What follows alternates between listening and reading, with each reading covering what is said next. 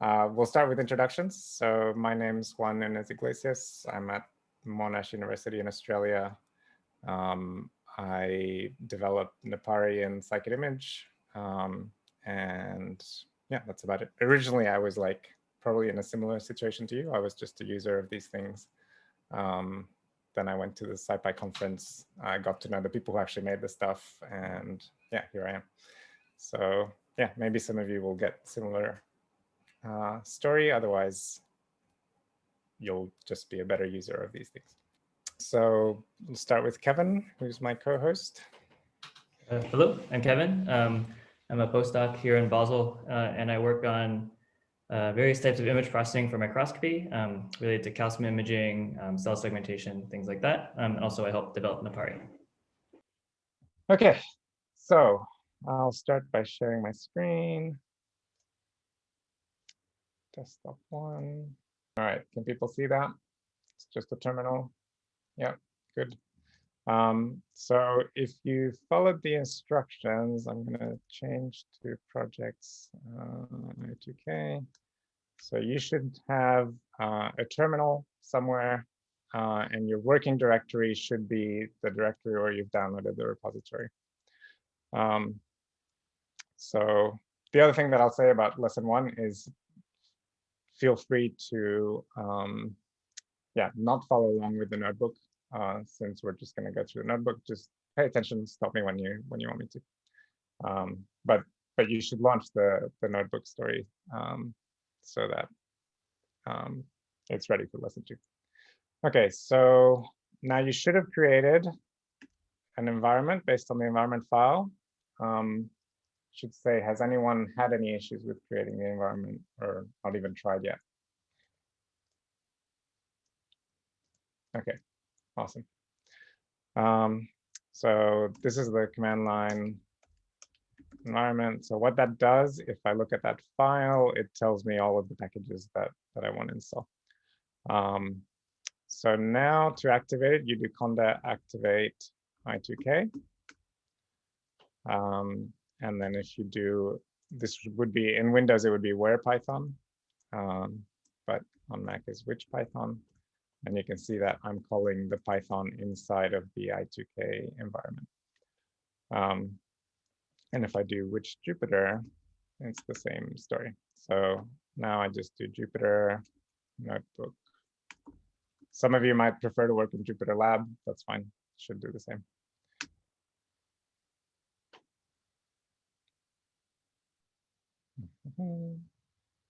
Taking its sweet time.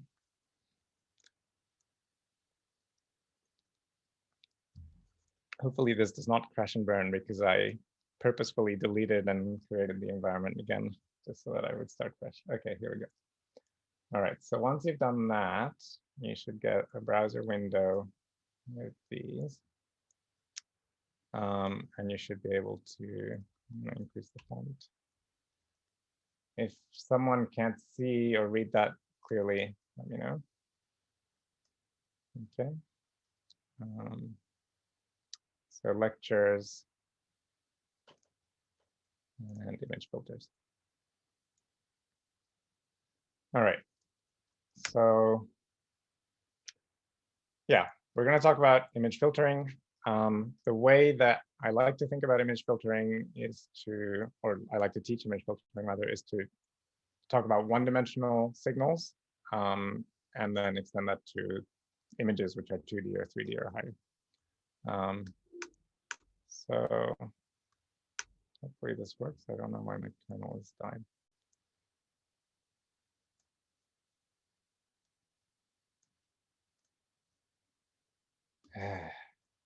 It always fails when you need it most. Connection. What is happening? Leave page. Try again.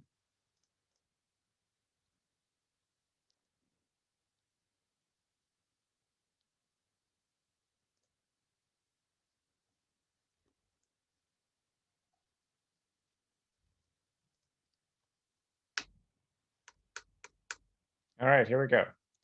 Okay, so filtering. Let's look at a signal to get a use case. So this is a simple step signal, goes from 0 to 1 halfway through the signal. If we add some noise to make it, more realistic of the sort of stuff that you get in messy, real data. So I'm just adding some random noise to it. That's the new signal. You can see that looking at the step is a lot harder to spot than it was before, but humans are good at pattern matching. You can see it pretty clearly.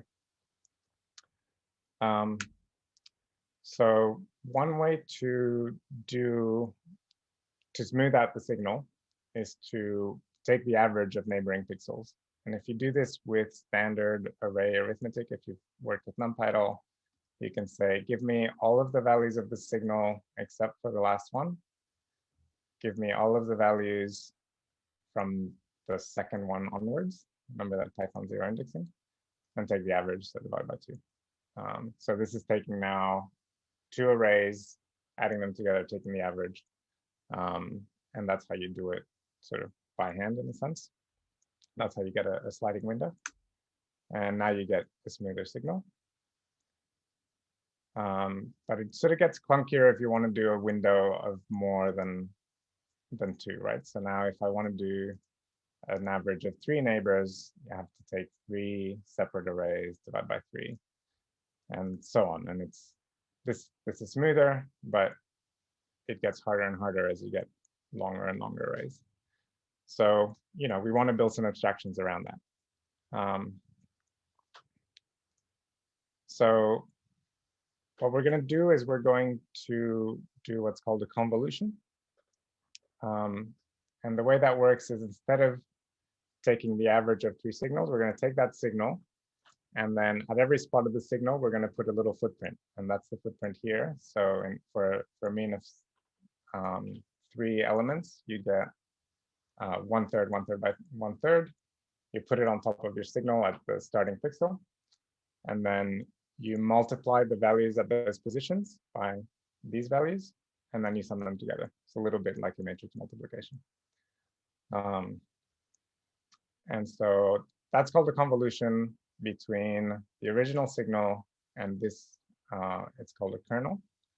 And you can use it in NumPy with np.convolve. Okay. So I make an array having those values. And then I call np.convolve, and I'll talk about the mode in a second. Okay, and so we can see that what we just did is equivalent to the way we did the smooth signal before. So hopefully that's clear to everyone. Sorry, changing my Zoom window. Now, I'm going to demonstrate sort of how that works interactively. So if I take my signal, I've got these 3 points, and I take the average, and then I can slide through, and I can see at every point of the signal, I'm replacing it by the average of those 3 points.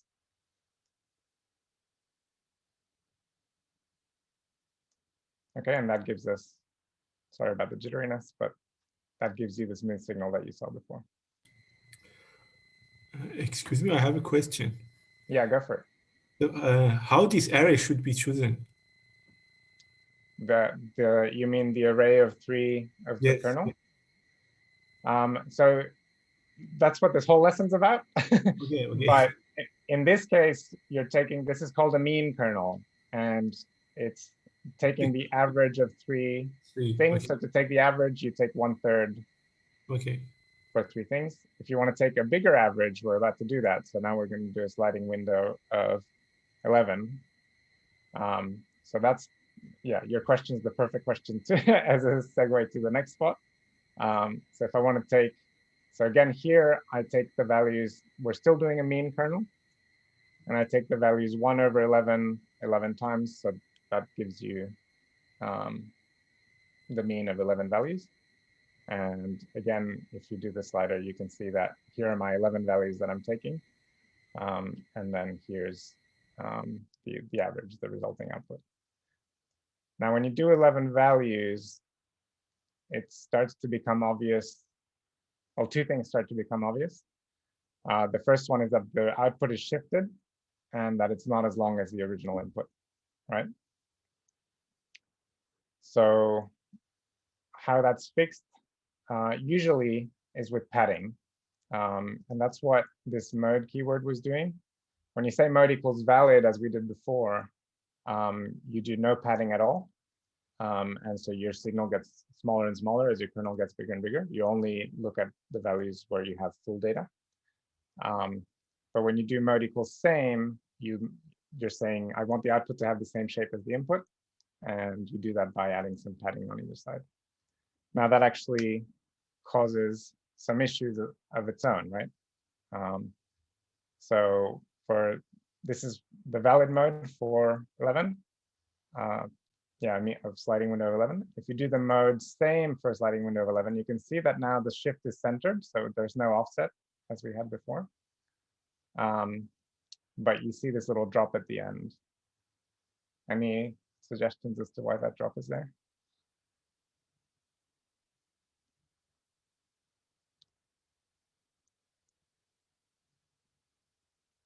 Yeah, that teacher. Is it trying to go back to the first values and using those for the average? That's actually a very interesting suggestion. It's not what's actually happening, but that is a thing that can be done in many situations. And yeah, we'll see it. It's actually padding with 0. So it just so happens that the starting values are close to 0. So yeah, it's a natural thing. Yeah. Yeah, so it pads it with zeros. And so if we look at the same demo as above, at the start, you don't see it because you're close to 0, but these are the values that it's padded with. And if you go all the way to the end, then it's padded with 0. So it's the average of all these points with the zeros. So as I said, we're not going to do the exercises. If you look at ndimage.convolve, I'm going to open up the documentation. ndimage convolve.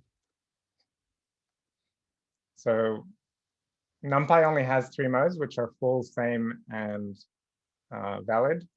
And the padding always is with zeros in the NumPy implementation. But SciPy has a more sophisticated one. And that has a bunch of different modes. So you can see here, it's got reflect, which just takes the values at the end and reflects them back on the edge. Constant, nearest, and they're sort of well explained by yeah, these diagrams. And then wrap is what you were talking about. So yeah, for things that are like periodic signals, that's exactly what you want to use. You want to use mode equals wrap. Okay, so if we do the same thing with ndimage, I can do from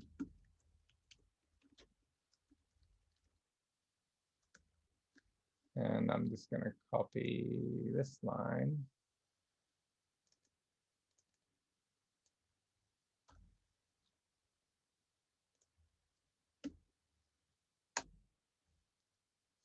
And instead of np.convolve, I'm going to use ndi.convolve, and the mode is going to be reflect.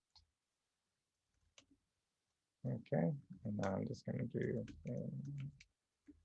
subplots and then x.plot.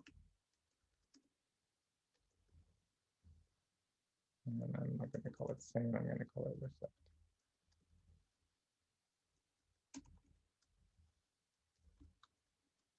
Okay, and now this is essentially the most common form of padding that you're going to use. It's the default in the SciPy function. And as you can see, it has the property that the signal sort of stays constant on the edges of the signal, which is what you want. But while keeping also similar noise characteristics. Okay, so we talked earlier about how do you choose the values. So here's an example of a different type of kernel. And this will do because it's just a talking exercise, a discussion exercise. And the question is, what would you expect would happen with the kernel with these values, -1, 0, 1, using only the original step signal, so no noises?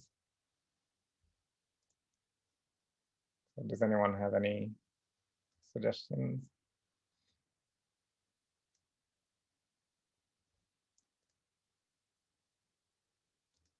So remember how the convolution works, and then, yeah, try to put it at different parts of the signal.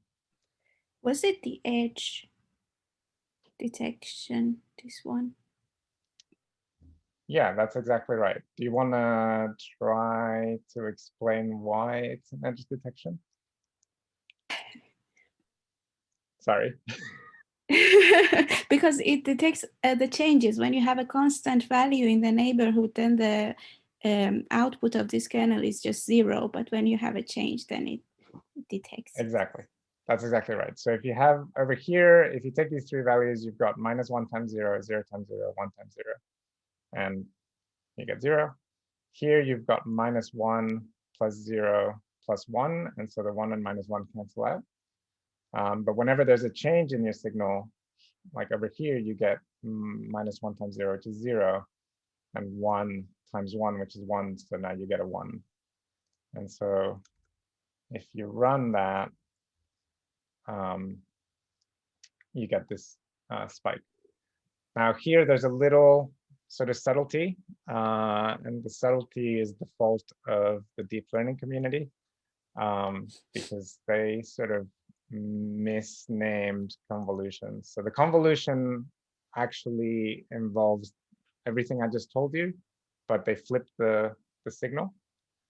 Sorry, they flipped the kernel, and that's done for historical signal processing reasons that I don't very well understand, actually.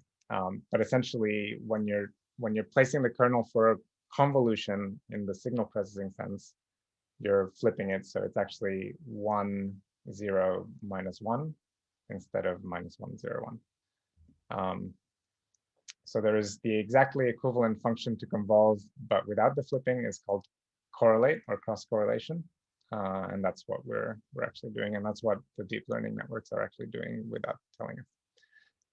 So they're not actually convolving things; they're correlating things. But that's just a small aside, so that you know when you're, because it actually took me years to figure out why is this not giving the output that I expect, and that was the reason. Okay, so good. So that's an edge detection. And now what I'm going to show is what happens if you do edge detection on the noisy signal. And this is a problem in general with edge detection, is that the bare version of it is very sensitive to noise. And so you can see now that you've got your step signal, but it's barely above the noise level, right? So you can see that there's various other noisy bits of the signal that give us an equally strong edge, which is a bad thing. So what we're going to do is we're going to combine, we're going to do the smoothing of the signal, and then we're going to do the edge detection on the smooth signal. Okay, so now that's what this cell does. I do correlate of the smooth signal with the -1, 0, 1. And if we do that, so you've got in gray, this is the original detected change. In orange, you've got the smooth change. Now that's a little bit lower in magnitude because, when you average things, they sort of go back to the mean. But now the actual signal, because you're smoothing on either side of the difference, is a bit larger than these noisy signals from the side. Okay, so this is a very common thing to do. You do some, noise removal or whatever, and then you do your edge detection. You don't do the edge detection straight away. Hey, Juan. Yes. Do you mind just zooming in a little bit on the notebook? I don't know if I just have a tiny screen, but for me, it's a little hard to see the plots. Yeah, I do not mind at all. Thank you. Is that better? Yeah, cool. Yeah, okay. Now there's a really cool mathematical property which you rarely need to use, but it's often yeah, it has happened to me that I needed to use it. And that's that convolution is actually associative, meaning, so what we did is we convolved our signal with the smoothing kernel, and then we convolved the result with the difference kernel. You can actually convolve the difference kernel together with the smoothing kernel, and then take the result of that and convolve it with the signal, and it's actually exactly equivalent. So that's what we're, and for that you need to do a full convolution, including the the bits where there's no signal and you've got zeros on the end. So this is now the result of doing a convolution or a correlation, sorry, between the difference kernel and the smoothing kernel, and you can see that you get a difference kernel that does a little bit of smoothing on either side. You've got 1/3, 1/3, and you've got -1/3, -1/3. Okay, and we can verify that these two things actually do the same thing. There's a shift, and there's something wrong with my code. I don't know why there's a shift. There shouldn't be. But yeah, so now you've got, I think, probably my smooth change. Let me just check here. No, it's NDI. Yeah, I don't know. I'll look into it later. But anyway, other than that, you can see that the two signals are exactly aligned. So yeah, that's just the mathematical property of convolutions that is good to know.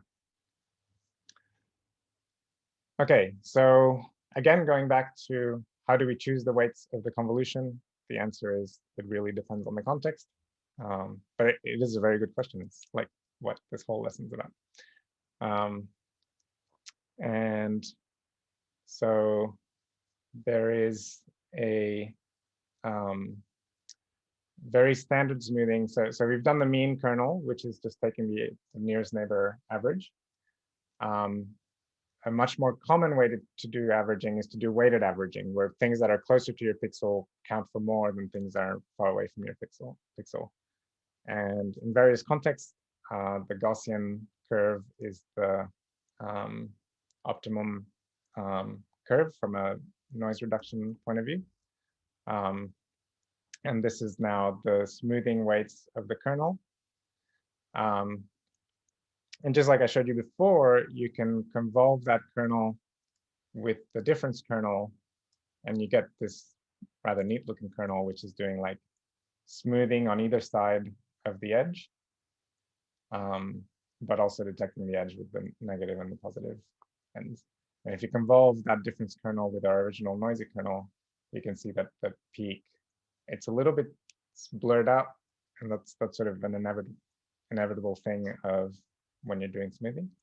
But it's much bigger than any of the other edges in the noise. Okay. So that's one-dimensional filtering. Do we have any questions about that?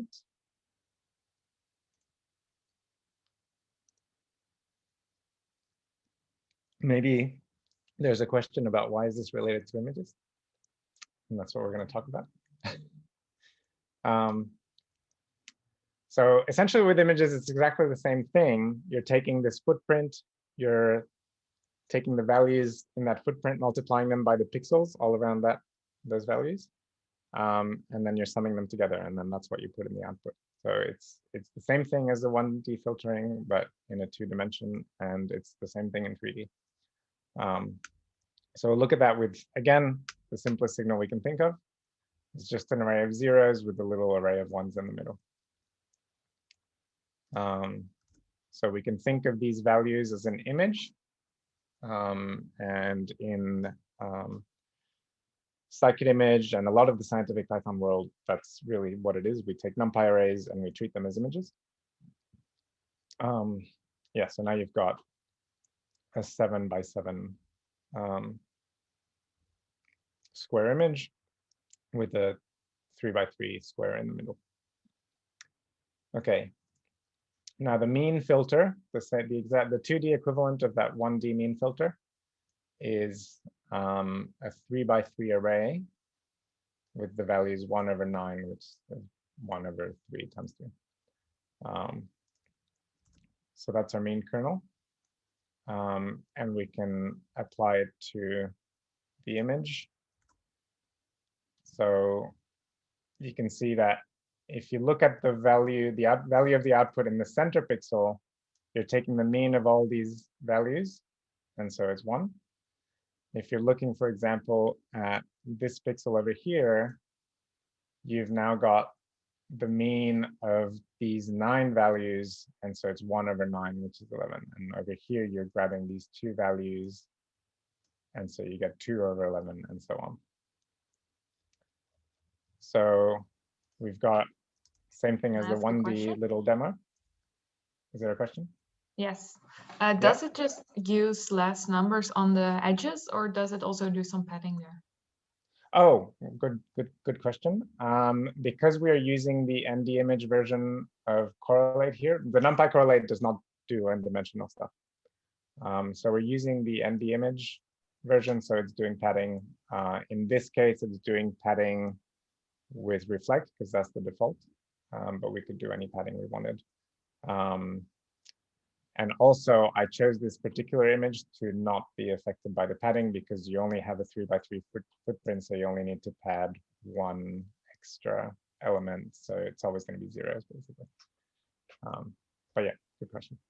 Also, sorry, you were doing now correlating there. So it means you were just moving your kernel through the image, or this, you weren't then flipping it, right? Correct. And in this case, it doesn't matter if you flip it because it's the same values, but in the other case, of course. Yeah. Okay. So yeah, this is what we were doing basically. So I'm looking at the different correlation. I'm moving my kernel, and in the output, I'm just going to put the right thing where I want it. So now here I'm taking 2 values in the average, so this gets a little bit brighter.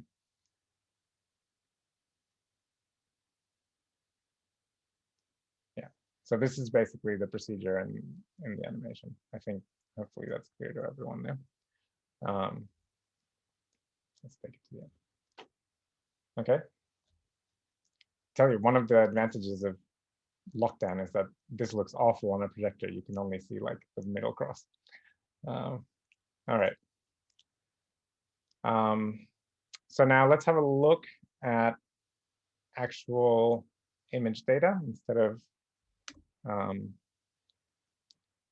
little synthetic images. So, but I am going to make it a really pixelated image because it makes it easier to see what's happening sort of at the pixel level. So this is the camera sample image and scikit-image, and this is every 10th pixel of that.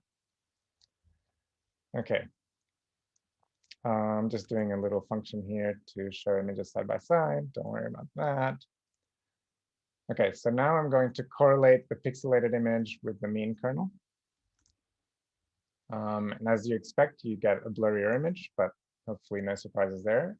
You can see that everything is smoother than what it was before. And if you look at little details like in the sky, you've got quite a bit of noise in this one, and here is just sort of smoother. So that's what you expect. Now I talked about the Gaussian filter in one-dimensional and how that's sort of optimal for noise removal. And we're going to see with the real image that it becomes a very obvious difference how much better the mean filter is. Sorry, the Gaussian filter is compared to the mean filter. So up there, we actually like created a kernel from scratch, but Gaussian is so common that you can just do Gaussian filter, and then it's just internally creating the kernel for you and doing the convolution. So that's handy. So here, for example, you can see that the center point is a lot brighter than everything else. So it kind of looks like a pyramid. This looks a lot more like a square. And again, that's because you're taking the values of the nearest neighbors count more than the values of the neighbors further away. If you look at a real image, which I'm going to do here. So this is the result of a mean kernel, a wide mean kernel. Do you see that there's all these line artifacts everywhere? And that happens because you're moving your kernel over the image, and now as you encounter an edge far away from where you are, from your actual position, so you go from like dark to bright, you get a big transition in your values. Whereas if you're doing a Gaussian kernel, the weights in that far away part of the kernel are lower, so you're not affected by far away sort of changes. Yeah, so that's why essentially you should never do a mean kernel, even though it's a good example to learn on. Okay, any questions there? Nope. So again, I'm just going to leave this. This is just, I'll tell you a little bit about convolution, which is the mean kernel. There's a lot of kernels that have a property that's called separable, which means that doing a two-dimensional kernel is the same as doing a kernel along one dimension and then doing a kernel along the other dimension. And Gaussian is one of those. So in this example, if you were to cut a line right through this kernel, you would get a one-dimensional Gaussian kernel. And you would do that basically at every point in this kernel. So that's a small detail. The reason it's useful is that obviously doing a convolution with 25 elements followed by another convolution with 25 elements is, actually it's 45, is a lot faster than doing a convolution with a 45 by 45 grid, which is the square of that.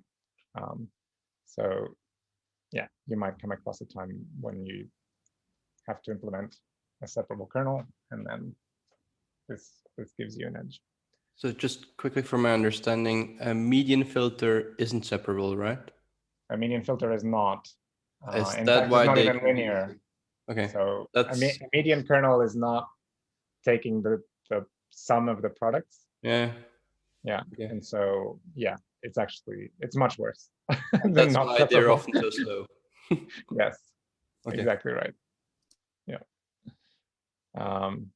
So there is, in terms of the median kernel, this is in the newly released scikit-image RC0, 0.18 RC0, which is not what we're using. But there is a thing called the rank filters module, which has always, sorry, not always, but for a long time kind of works in 2D. And that has a really fancy implementation of the median and any other rank filter, which is that it keeps a histogram in storage. And when you move one over, it only removes these values from the histogram. And so recomputing the median is much faster than if you're doing like, take all these values, take the median, take all these values, take the median. So that's in 3D now. So it's yeah, very cool. But in the meantime, we're going to keep talking about separable kernels and look at difference filters in 2D. Sorry, does that answer everything? Yeah. Cool. Okay, so now we're looking at a kernel that, well, the kernel's vertical, but you can see that it finds horizontal edges in the image. Okay, so now if you look over this part where it's going from bright to dark, you get a low value, so a negative value, because over here you've got 1 times 0, and over here you've got -1 times some high value, so you get a negative value. And over here you're going from dark to bright, and so you get a high value. So this is now directional, which I guess which the difference filter was. You saw that it popped up, or it could pop up or down.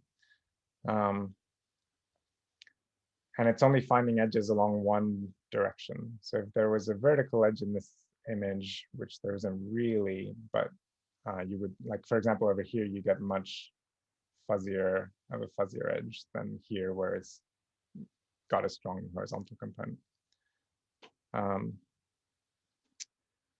So yeah, here's the vertical kernel. We're going to do the exercise together to do the horizontal gradient. So I'm just going to copy this whole thing. So we want to do a horizontal kernel, and then we want to do a thing that, again, it's not a linear filter anymore, which is to take the gradient magnitude. And that's taking the square root of the square of the horizontal kernel and the square of the vertical kernel. Okay, so we'll start with the horizontal kernel. Anyone want to suggest what I should do here?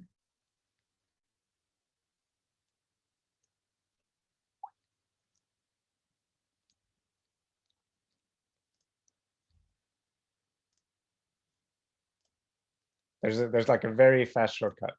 I'm just going to go horizontal. Vertical is already defined. Take the transfers. Yeah, transpose. It's very handy.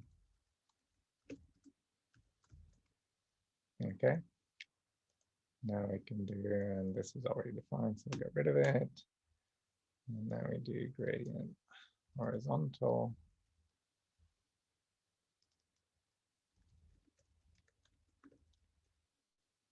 Okay. And we want to show the horizontal. Okay, so this is actually a really good example here because you've got a perfectly horizontal edge. And you see that it's totally invisible using this particular kernel because it's only looking for these vertical edges. I've probably misnamed these variables quite horribly. Okay, so now we do the gradient magnitudes. So to np dot square root, and we do gradient vertical squared plus gradient. This is some nice NumPy array programming. Now we do thing x. Share. Okay, and so this image now, unlike this one, because we're squaring these two things, is no longer signed, so it's always positive. And it contains components for both the horizontal and the vertical gradient. So you get a complete sort of edge map of the image. Okay, so this is like the most fundamental, most basic edge filtering. I use it all the time. You will use it all the time. I'm sure many of you already do, but hopefully you get a little bit more insight into how that works. So now talk a little bit about some of the more elaborate edge filters. And when I say elaborate, it's being very generous with language here. But I'll show what the Sobel edge filter looks like. So here you saw that we're only looking for an edge, like a single, where is it here? So 1 minus 1. Now, if you look at Sobel, is doing, along this axis is doing the same thing, 1 minus 1. But along the transverse axis, it's doing a little bit of smoothing. It's doing 1, 2, and 1, right? So this is actually a separable filter, though it's less obvious than the Gaussian. So you can do a 1, 0 minus 1 along the horizontal and then do a 1, 2, 1 along the vertical, and you get the same result as doing this whole footprint. Yeah, so now what it's doing with this is instead of using just finding an edge, it's finding an edge that is consistent across a specific, yeah, a little trench of 3 pixels. So we can do that. And we can do, if you do, these are the vertical and the horizontal, and they work the same as the vertical and horizontal. And if you do it without a suffix, you get the gradient magnitude, so the square root of all of the sums of the squares. So you see you get a really sort of, well, nice enough edge magnitude there. And then if you look at the gradient, so you see you get a smoother edge compared to what we saw before. Okay. I'm not going to share this one. All right. So this is great. We've been going about it for about 50 minutes, less than thing. And this is now, it's a big challenge. I'm not going to lie. But it's a good test of like everything. Can I see, I'm going to stop sharing my screen for a second. show of hands for how many people have used scikit-learn in this crowd. So just either go plus or negative. Negative, negative, negative. All right, we're going to do the exercise together. Because I don't think that if you've never used scikit-learn, it's like impossible. All right. So let me screen share again. Okay, so what's the purpose of this exercise? So I'm going to do, this is not really a target, but I think most of you will have seen like what neural networks can do. They can sort of find edges in an image. And typically what you do is you generate some ground truth by humans drawing the edges, and then you train a neural network to find these things. So we're going to see what training a neural network means here. And we're going to do that with a really, really tiny neural network. And specifically, it's a convolutional neural network, which is what that means is that you're moving the weights across the image, and you are trying to learn the function, you're trying to learn the weights that will give you the right output based on the input. Okay. So here we've artificially made an output, and the output is the horizontal Stobel filter thresholded. So it's 0 over here and a 1 in other places, in places where the filter is above a certain threshold. Okay. All right. So what do we want to do if we don't have a neural network? If you had PyTorch, you'd just do like PyTorch, give me this input, give me this output.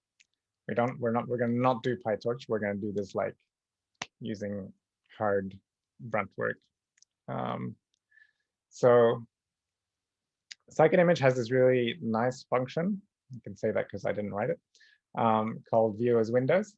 And what it does, if I will just demo, scikit-image import util.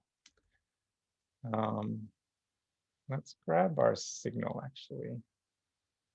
Actually, let's just do small array equals np.arange 10. Okay, so we've got, this is, I'll just print it. So that's an array of 10 values. I can do util.view as windows, a small array, and then I tell it the window size. So in this case, it'll be 3. Okay, and so what this does is it gives me a sliding window array where I've got the first sliding window is 0, 1, 2. The second sliding window is 1, 2, 3, 2, 3, 4, and so on. Does that make sense to everyone? So it's sort of reshaped, it's gone from a 1-dimensional array to a 2-dimensional array where at each point in the original signal, I've got the sliding window. And when I say each point, again, there's some edge effects, it's skipping the edges, which you can get around with padding or whatever, but we will ignore that for now. Okay. So that's what that does.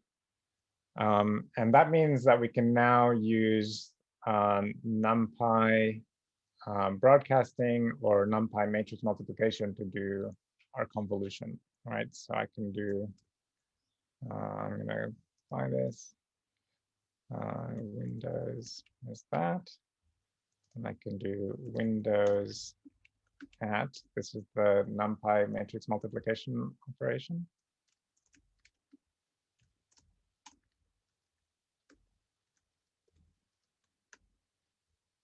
Why did that not work? Oh, I didn't run this. Okay, this is obviously, so now you've got the mean of 0, 1, 2 is 1.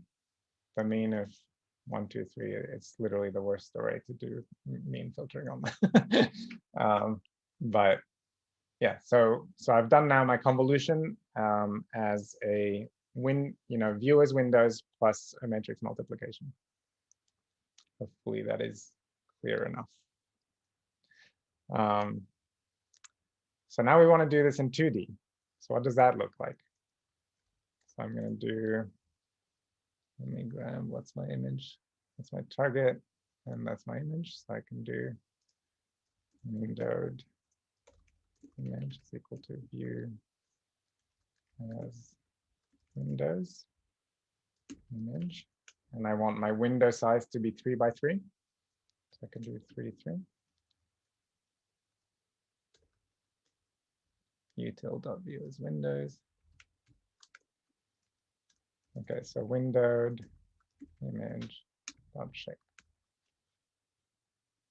Okay, so again, there's edge effects. So it's a 512 by 512 image, but because we can't quite push our 3 by 3 window past the edge, you just get a 510 by 510 output corresponding to, you know, the pixel 1 from the corner and up to the pixel 1 from the corner on the other end. All right. And so if I do windowed image, no, target. Now, because we don't have the corner pixels, we also want to crop the target 1 by 1. So target cropped equal to target. So from the top line to the 1 minus last line and so on.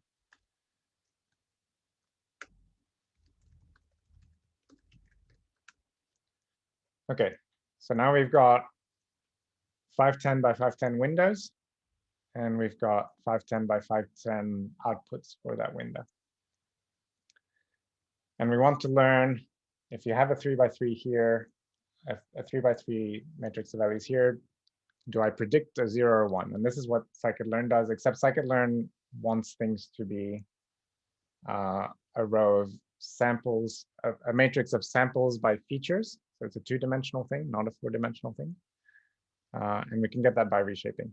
So I can do x is equal to np.reshape, windowed image, and it's going to be 510 by 510, 3 by 3. Okay, so it's 2 dimensions. Again, number of values, number of samples, which is each window, and the window size, which is 3 by 3, 9 pixels. And y is equal to target dot np dot reshape target, and it's 510 by 510. Again, everyone, please interrupt me if this is making like 0 sense. Okay. Cannot reshape an array of that into that. Oh, sorry, it's not target, it's target cropped. Okay. And now we can, you know, if you go to, again, many of you haven't used scikit-learn, but it's like the first thing you learn is you're mapping X, a bunch of features, to a Y, the output values. And we can do that with this particular model. So let me just copy that. I'm going to do model from sklearn.linear model import logistic regression. Why is it not working? Yeah. Okay. And now I do model is that. So I instantiate a model, and then I do model.fit x, y. Okay, so now scikit-learn is learning the relationship between my window pixels and the target.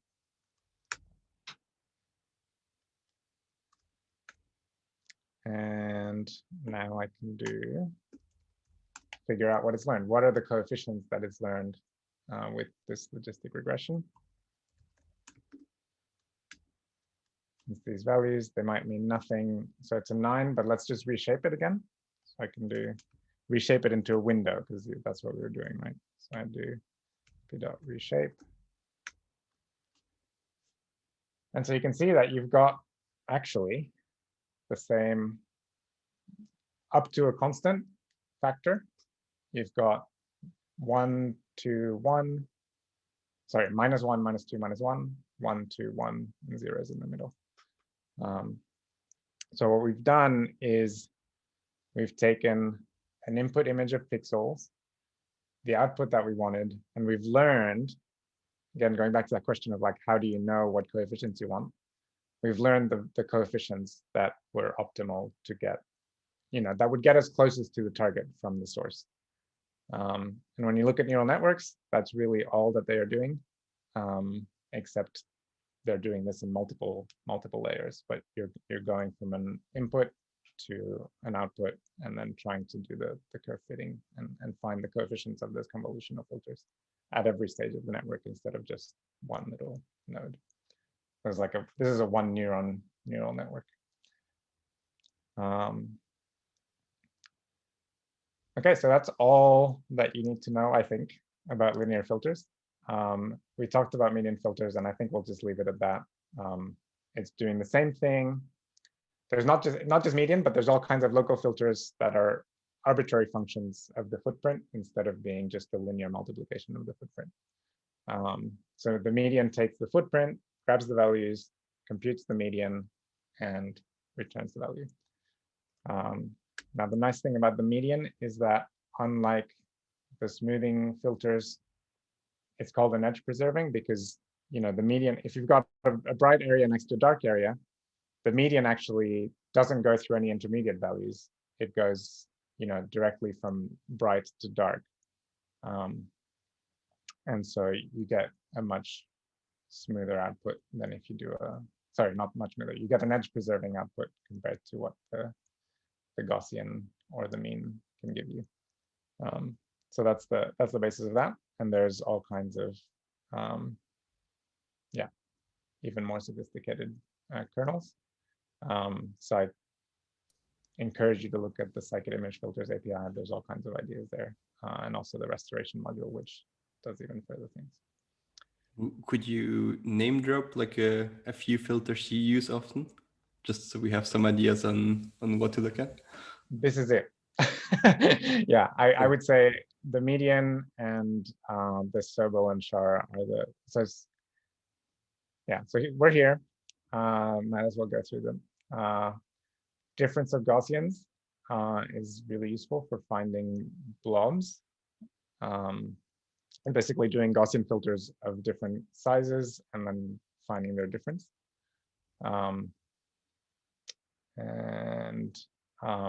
Shar is a slightly better version of the Sobel. And Frangi is an even better, but it's 2D only for now. But we're going to fix that because I only just noticed that it's 2D only. But Frangi is the wrong one. Farid is the one that I'm thinking about. And yeah, we also have a bug. The Farid filter is not in the documentation, but yeah, the Farid filter it was basically created from a perceptual optimality perspective and rotation invariance to be, essentially the best edge detection filter. So it's a 5x5, I think, maybe even bigger, and it does a lot of smoothing with optimal weights. So if you have a 2D image and you want to find the edges, that's what I would recommend. If you have a 3D image, I would recommend waiting until the next version of scikit-image and then use that as well. So yeah, filters.farid. And yeah, so Frangi is a vesselness filter, so it tries to find sort of vessel-shaped things. It's pretty useful for finding neurons in a sparsely labeled image or finding blood vessels. That's it. We're going to talk about thresholding in the next lesson. And yeah, filters.rank, really useful, same as the median. Thanks. Yeah. Any more questions about filters?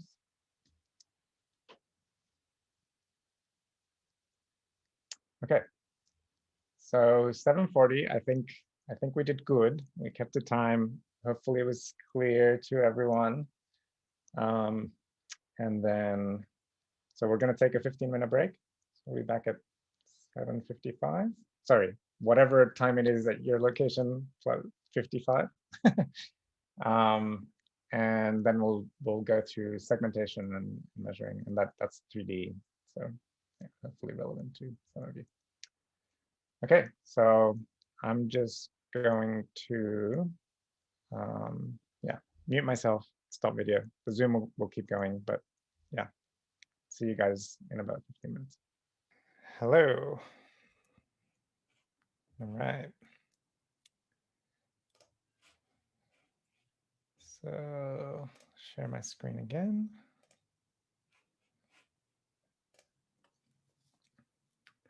Okay, that's that notebook. Again, after all this, we'll probably all be in various little huts in the I2K island. So feel free to keep asking questions. So we're done with that notebook, and we're going to start with the second one, segmentation and region probes. Now for this one, you probably will want to follow along. So I recommend you launch it on your machine as well.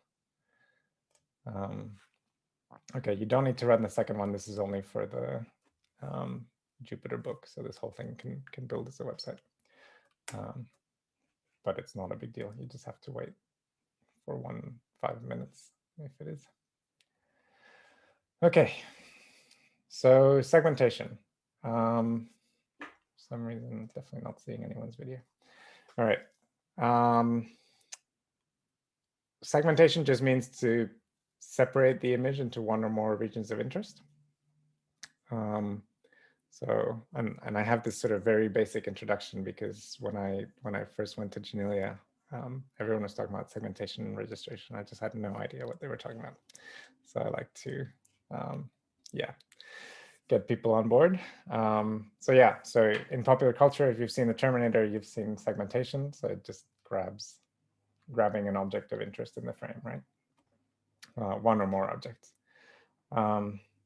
It's really the fundamental element of image analysis because typically we want to measure actual things in our images, actual physical things. So we want to figure out where they are in the image so we can measure them. Now, in terms of how these images are represented, how a segmentation is represented, the most common way is for each object in the image to be assigned an integer value. And those values are completely arbitrary. They're just like labels for the different values. So in napari land, they're called labels. And in scikit-image, they're called label image in most cases. So we're going to run this, and this is the first encounter with the napari viewer, which hopefully will work. Yeah, make sure you run that first cell or napari will yell at you. Okay, and the other thing is if you have a small screen or your browser is maximized or your Zoom is maximized, napari will be in the background. So you have to sort of go find that napari window. This is a napari window. Has multiple layers. So this is, you can turn the visibility off by clicking on the eye icon here. So this is our original image. It's just got values, and if you select it at the bottom, it'll tell you what the values are. So it's just true over here, false over here. Very simple image. We run all this code to segment it. So we do a local maxima and then do a watershed. We'll talk about how that works in the example. This is just to show you the data model. So if now I look at labels, labels have this random color map to emphasize that the values are arbitrary. And so you can just sort of shuffle and you get different colors as long as they're different, right? But you've got value of 0 here, 1 here, and 2 here, and there are our image labels. And again, like I can just take this and paint, and now I've got 1, 3, but conceptually, this is the same segmentation, okay, for all intents and purposes. And again, and now this is the same data, but as an image. And again, you've got values of 0, 1, and 3, but now they're increasing in intensity.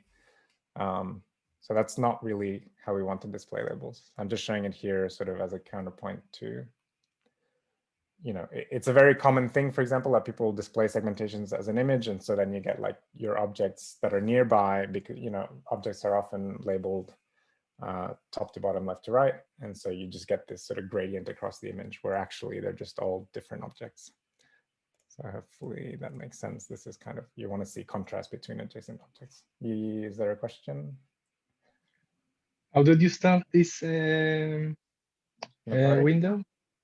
Yeah. If you run this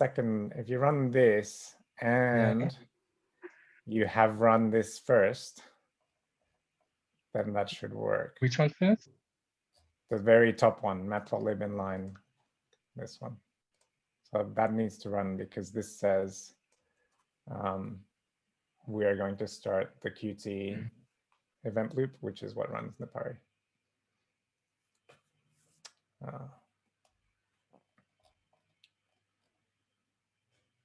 Did it work? No. Is anyone else having issues getting Napari to show up? Yeah, me. Okay. I also have some issues. So what happens when you run that cell? When you run this? In my case, I cannot import napari. Did you run this from the environment that we created for this? Yes. So yeah, typically this is a really useful trick. You can do import sys and then sys dot executable. This will tell you which Python is running in this kernel, in this Jupyter notebook, and that should have the I2K in it. If it does not, it probably means you launched the wrong Jupyter.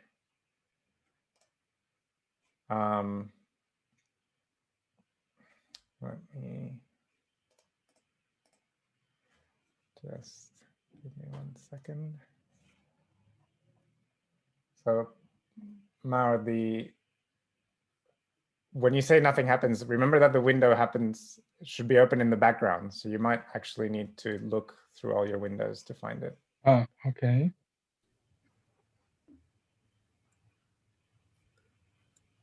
Actually, I'll tell you what you can do. You can do viewer.window.activate. That should bring it to the front. Okay, I'll try.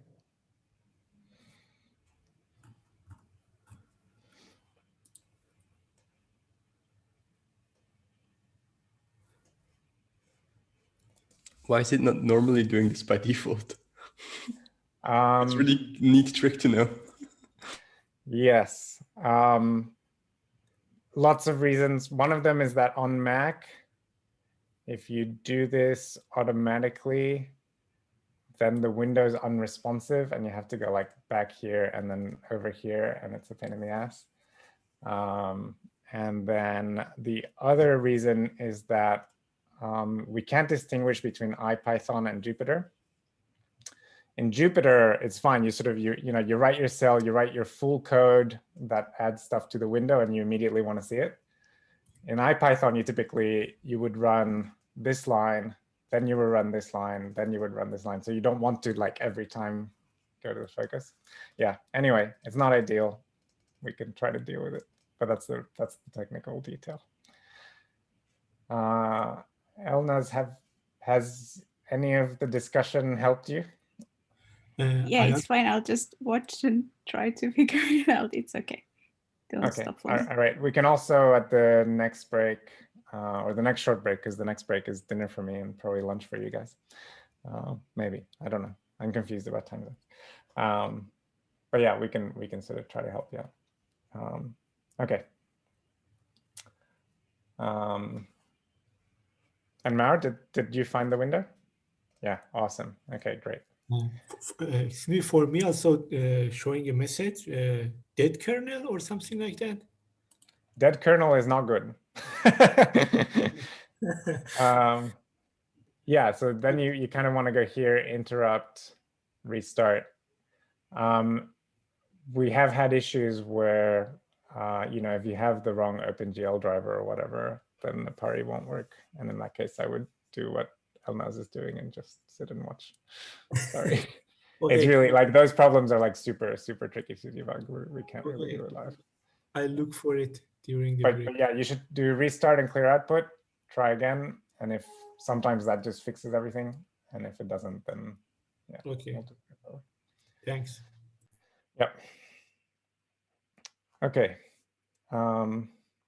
So now, sort of the meat of things, we're gonna try to segment some nuclei in a 3D image. Now, yeah, if you're looking at 2D nuclear segmentation, I recommend you just use CellPose or Stardust. They work like amazing out of the box, and everything that we do now is like totally irrelevant. But for 3D, they're still super, it's hard to get 3D ground truth, which means it's hard to get 3D, trained models. So you still sort of have to deal with things. And the other thing is, once we have the segmentation, we'll get to like actually measuring stuff, which is you will always need to do. But still throw CellPose on your 3D. I recently did this and was very surprised at how much better it performed on 3D than I thought it ever would. Cool. Yeah, I ran CellPose, I think, on this image, and it didn't give me good results. But yeah, they're always getting better, which is awesome. They're awesome. For me, like it sort of, one of the things we do is like image analysis office hours, and when CellPose came around, it just like transformed it, because we could like immediately like actually start looking at what they want to measure rather than spend like an hour on like, let's see if we can get a good segmentation of your data. Okay. Yeah, and Carson Stringer, like the creators of CellPose are at the conference, so you can go and chat with them if you have more questions about it. Okay, so we're gonna close that viewer. We'll do the next one. So we've loaded these files. They are 60 by 256 by 256. They're float 64s and 01 in the interval 01. We're not going to deal with metadata handling. You just have to trust me that this is the measurements in microns. And now I can do that with Napari, show the picture here. So I've told Napari to automatically go to 3D, but just in case you don't know, if you don't, it goes in 2D. You get a slider to go through all the planes. And you can switch. This is the button to switch between 2D and 3D view. And in 3D, yeah, that's what it looks like. Okay, so that's our nuclei. We don't need to take a screenshot. This is just for the book rendering, or web rendering. Yes, question? So in 2D, Napari worked, but like now in 3D, I get an error that's OpenGL is called errors. Yeah, sorry. Yeah. Again, like maybe we see you during the conference, or maybe we. Yeah, I'll talk to you later. Yeah. Or like you can also raise an issue on the Napari repo, and at the end I'll sort of point out all of the links. Yeah, sorry. So you can, I mean, basically you can go through the whole tutorial with the 2D view and scrolling. It'll work. That was Napari for a long time, actually, until we added 3D view. Okay, so what have I done in this one? So we looked at filters. So char is like Sobel, it's an edge filter. And I've added that layer. I've changed the nuclei to be green and the blending to be additive. Additive means the image intensities add up whenever the pixels overlap in the same location. And I've done the same thing for the edges in magenta. So now you can see both the edges. So if I change the blending to translucent, then because the magenta is on top, that's all you see. And you can sort of do add the opacity, but you get this sort of faded effect. So additive is kind of what you want when your images sort of add up together. which is the case for green and magenta, they add up to white. Okay, so you can see that the edges give you nice contours of the cells, and char is n-dimensional, so you get contours along here, although it's a bit more subtle because the intensity is lower. But you can see here you get edges sort of along every angle. Okay. So now, yeah, let's get to the task. How do we find nuclei? So very often, like the most common thing to try first is if your nuclei are reasonably well separated, you just do thresholding, or you smooth the image and then you do thresholding. So we're going to do a bit of smoothing using a median filter, which we talked about. And then we are going to threshold that using scikit-image filters thresholdly. Okay, and now we can add the image of the thresholded image to napari. So that's what that looks like. Now this is maximum intensity, so you can't actually see. Let's go back to 2D. There's a lot of holes in there, probably because, yeah, the denoising wasn't good enough. But other than that, it looks like a pretty good thresholding, right? So the first thing we want to do is remove those holes. Now, anything to do with studying shape and topology in images is called morphological operations. There's a bunch in scikit-image. And in particular, we have something called remove small holes and remove small objects. So we're just finding sort of bundles of pixels that are connected to each other that are either inside an object or outside an object. So we want to get rid of like this little blob over here, for example, and this little blob. And we want to get rid of these inner holes. So we'll do that. So remove the small holes from thresholded. Because we're thinking in cubes, it's easier to think in linear dimensions. So I just say 20 pixels, any cube that's 20 pixels across or anything equivalent to that size, which is width cubed, I'm going to remove that.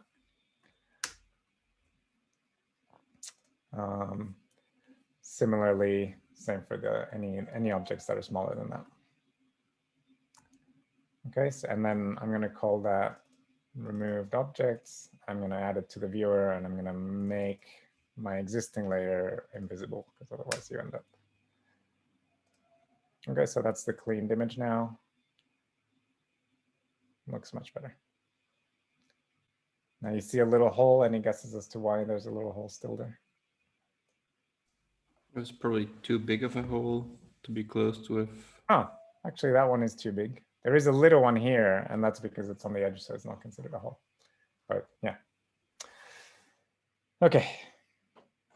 Could improve the parameters for this tutorial. No, actually it does connect. Do you see that? These little pixels here. Oh, command. There's a little connection through here along these planes. Yeah, fun times. Yeah, so that hole's not going away. All right. Okay. So then I remember I talked about objects. We want like a different label for each object, but this is just a thresholded value. So you've only got true and false, true above threshold, false below threshold.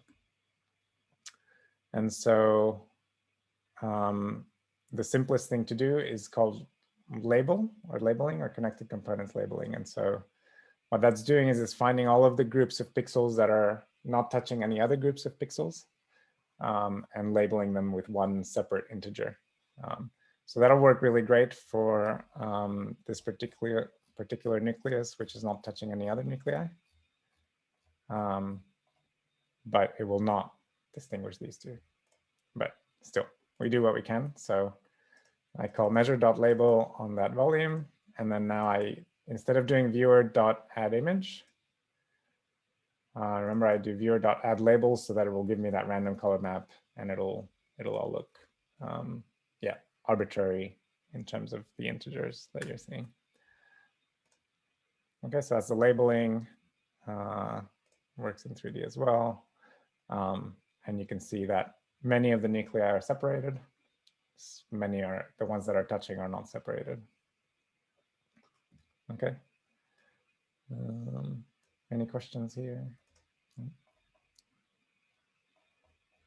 Good. Okay. So what do we do if we're going to separate things? This is not good enough segmentation in a sense. And the typical thing to do is to somehow find the centers of these nuclei, and then do a watershed. Can I see a show of hands for people who have not seen watershed before? Okay, bunch of you. Okay, good, goodish. So how does watershed work? I'm going to do some hand waving, which is unfortunate. It'd be good to have a nice animation here. We do have a nice animation from Wikipedia.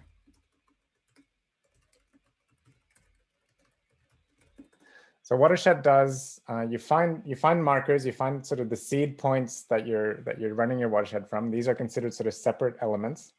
And then you start flooding the image with water, and you think of high values. Now, in this case, you'll be using the edges image. So high values are boundaries, and so are mountains in this image. I'm going to do 2D because it will make things clearer. So if you have a flood plane here and you start, that's where the name watershed comes from, you start flooding it with water. Eventually, it's going to hit this wall and it's going to be contained. And similarly, let's find a good place where these guys touch. So these two nuclei we're touching, you'll see that the watershed sort of will come up to here and will stop because there's a boundary there. So let's look at the, as I recall, it has a good picture. So the trick in watershed, it's actually a really good algorithm. So here's you find the edges, and then, no, it's a terrible animation. I've definitely seen way better animations than this. Okay, I'll improve the Wikipedia page later. Hopefully that was reasonably clear with how it works. So the trick now is to find good seed points that we start flooding from, because our edges look pretty good, right? Sometimes the trick is to find good edges, but this looks okay. With the exception of this mitotic nucleus is like a huge mess, right? Like that's not going to do great with watershed, except for the fact that we only want one object out of it. Okay. So where am I? I'm over here. So now we want to find seed points. So a typical thing to do is to grab this cleaned objects, and you do a distance transform, which means you go from this image to, in every pixel, you find what is the distance from that pixel to a 0 pixel. And in that case, for roughly spherical shaped objects, you should have a single maximum pixel in each point, right? And so you can do the distance transform, find the local maxima, and then that's your watershed seeds. Now that's all a very lovely theory, but what we will see is that it tends to not work super great. Okay, so this is all the points that we found. Let's look at it in 3D, it's a bit easier. So you can see there's like, with a few precious exceptions, there's like tons of points per pixel. And if you start treating these as different labels and you start flooding, not per pixel, sorry, per nucleus, then you're going to get a bad segmentation. So we come to our first exercise, which is how do we do better at finding the points? So I'm going to split everyone into little breakout rooms. If I can figure that out, I'm going to stop my sharing. Hopefully you don't end up with 2 people with a broken napari install in the same room. All right, so stop share.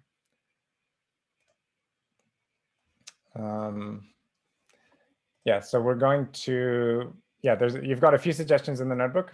and then we will see if anyone can get a perfect set of points based on these ideas. Okay. Am I sharing my screen? I'm not sharing my screen. It's probably, so it's good to get a good starting point for the next stage. So if can you guide me or Maxi to what I should be writing? Okay, so I used to work with 3D images and the segmentation, and I already used the watershed transform to split the objects. Yep. And what I thought was so we have the transformed image where we calculate the distances of each point to the background. And Yep. then what I used to apply was to apply a function that calculates the local maxima of those points.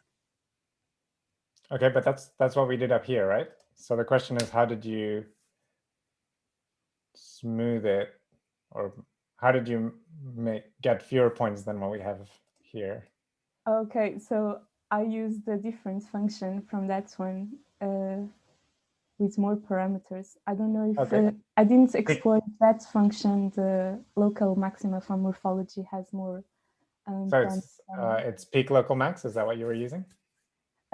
Exactly, yeah. Okay, so yes. I want to do maxima 2 is equal to, oops, scikit-image import feature. Now the thing is, in my hands, I find it very hard to get good parameters for peak local max. So we're using the transformed, and then what were you using? Can you just go down? I can't see the entire screen. Sorry about that. Okay, yeah. So I just copied the code that I had for an example image, and it worked well in this case. But still, we had some points that weren't deleted. Yeah, but we'll use them. That's a good thing. Okay, so we had the parameter indices equal to false. Yeah. Mean underscore distance equal to 15. Okay. Threshold underscore ABS. Threshold equals. Maybe this isn't good, but it was 0.0001. How many zeros? There is one more, please. Yeah. Okay. Then threshold underscore rel. Yeah. The same as the previous one. And then exclude underscore border equal to 0. I think this is to keep the nuclei that are in the border, right? Yeah. Okay. Okay. And then I think that means that we should be able to do this thing. And then we're going to call these better points. And these are maxima 2. I think that should work.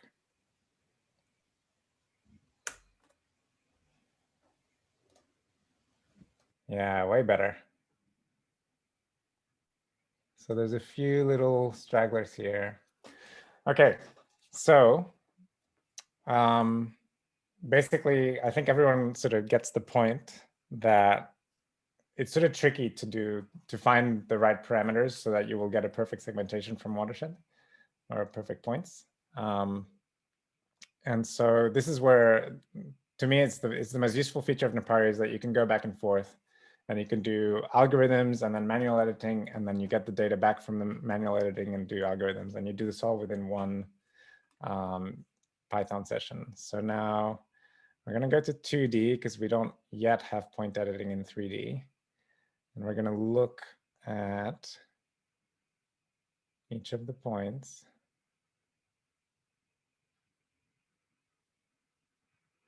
Okay, so there's one in that nucleus. So we're going to do one for this whole thing. So what we're going to do is we're going to select it. And then you can delete it, I think, with backspace. Yeah.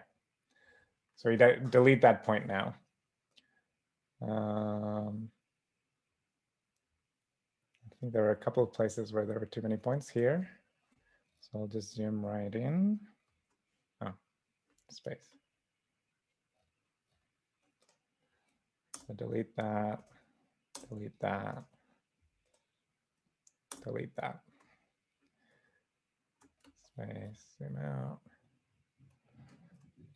Or, oh, sorry, let me just do home screen. Is there any other places over here?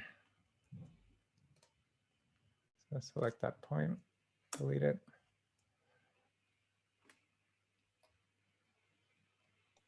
I'm sorry, how are you deleting the points? Okay, so yeah, this is the critical thing. So there's this little selection tool over here. Ah, okay, thanks. So you can select them, and then you can press backspace to delete them.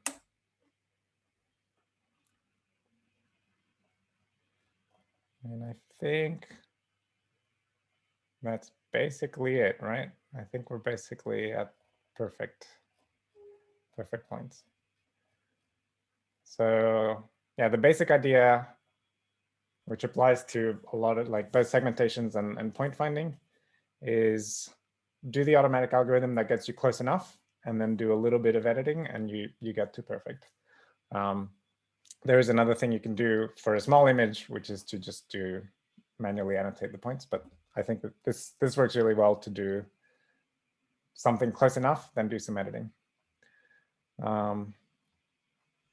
Okay, so we're going to get rid of this. We're not going to run this because this is the method. This is just a backup in case we don't find anything good. We've actually found something pretty good here, right? I think do we have points in every nucleus? Probably switch to 3D to double check. Yeah, so every nucleus has its own little point. Perfect. So now get rid of this. We're going to say, what did we call this? Oh, we didn't call it anything. So if we want to grab that layer where we just changed the data, so I'm going to do that here. Proofread points is equal to viewer.layers. This is very important.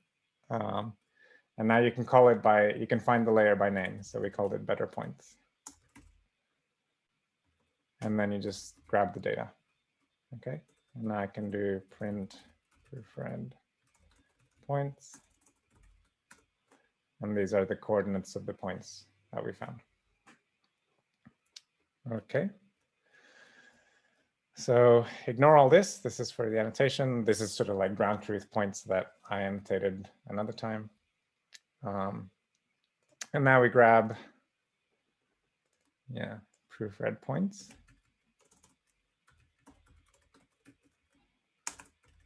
So they're the location coordinates. Now, because of the way NumPy indexing works, you sort of have to convert them to integers, transpose them, and then turn them into a tuple. That's just a small detail. And now we just say, in this volume, which is of the same shape as our image, we make our markers. This is a little detail because sometimes a marker, you don't quite see it because of the watershed, but it's in a little well of like edginess, especially because the nuclei themselves have structure. So this just goes from points markers to like little ball markers, and then it gives you a better watershed, assuming that you're not super close to the edge of the object. And then we run a watershed on the edges image using our markers and using the thresholded volume as a mask so that the watershed doesn't expand into the extracellular space, in a sense, extranuclear space. And then we add the result to that. Okay.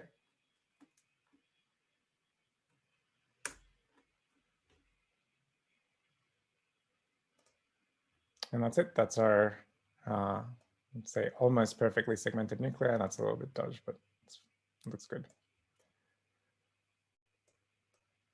Cool. Do we have any questions about all that? Let me just, sorry. Let me move this so that you can see both things. Okay, so that's kind of one of the critical things in Napari is like the mixing of automatic algorithms together with the manual editing. So once you've edited a layer, you can always grab layer.data and that contains your edits. Okay. Now, when we measure stuff, when we measure nuclei, we typically don't want to measure stuff that touches the border. So we're going to exclude all those objects. This one is touching the bottom border, but we still want to keep it. So I'm going to pad the volume, the top and bottom of the volume, and then with zeros, and then exclude borders. Okay, so that's what this is doing here. Padding, excluding the border. I can just show that. Add labels, interior labels.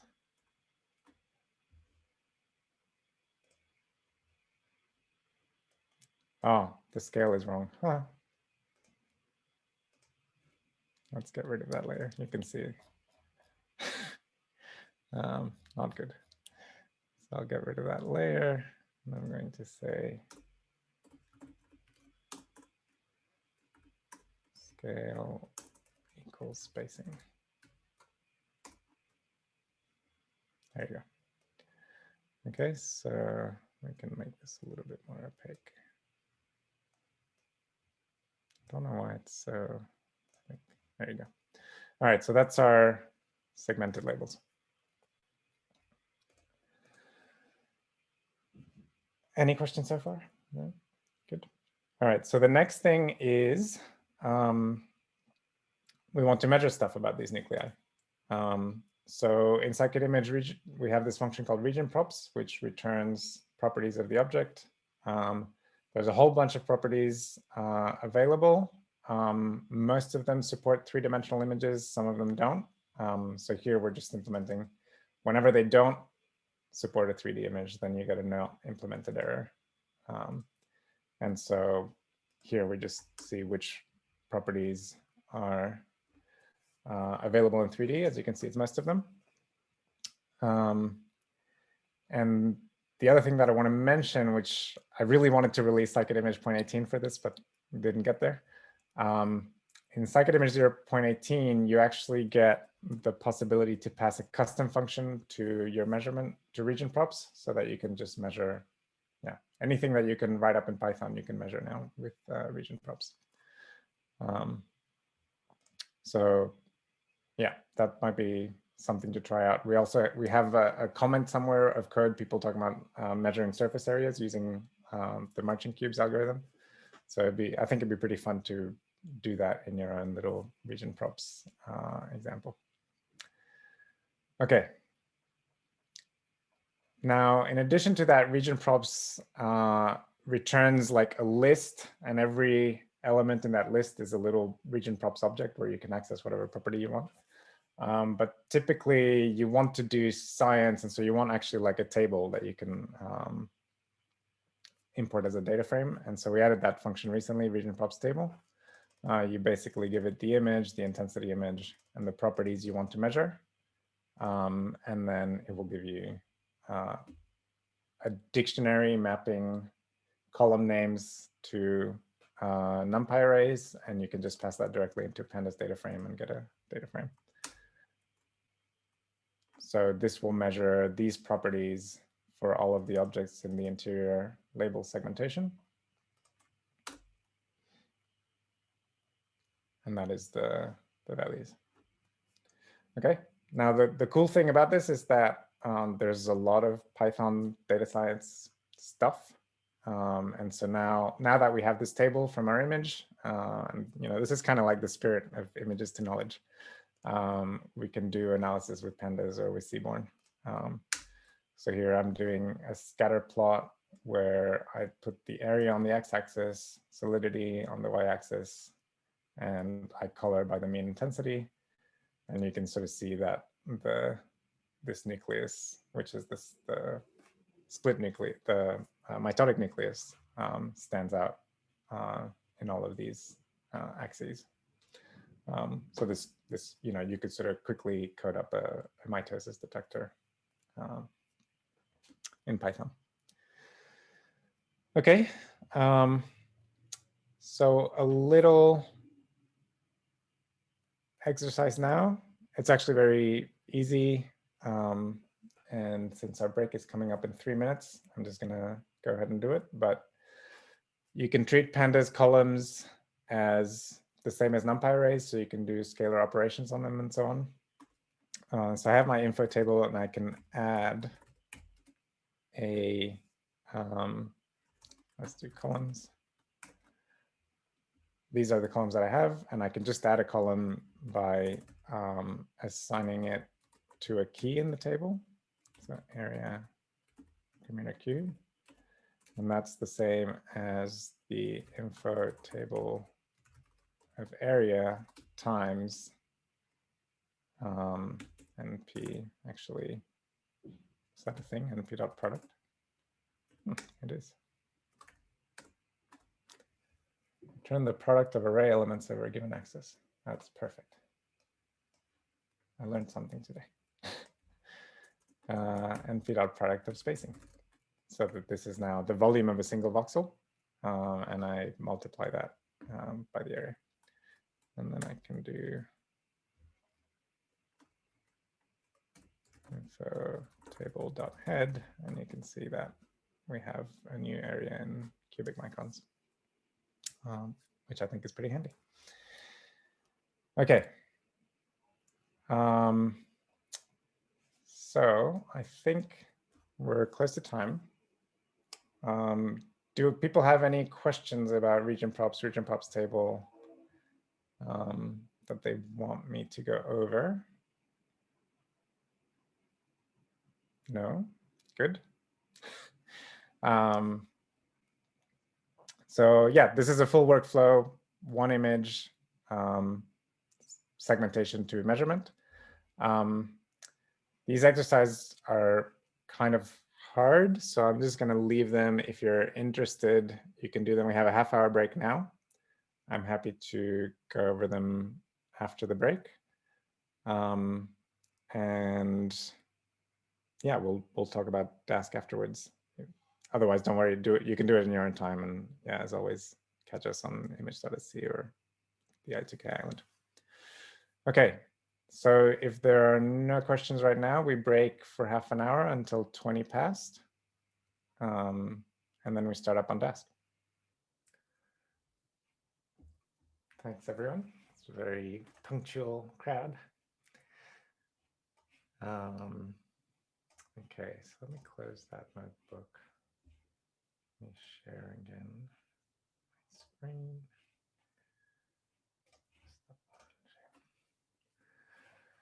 Okay.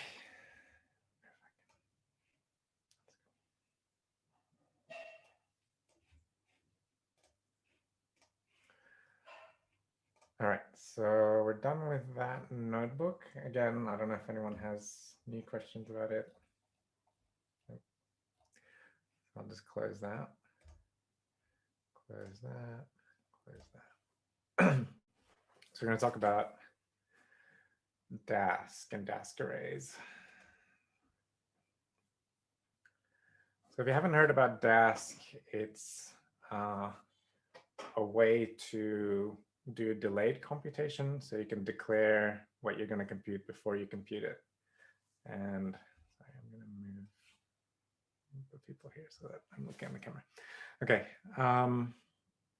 Yeah, so you can declare what you're going to compute before you compute it, and that means that you can declare bigger computations than fit in your memory, and then Dask will sort of take care to not overwhelm your memory, and do things one at a time.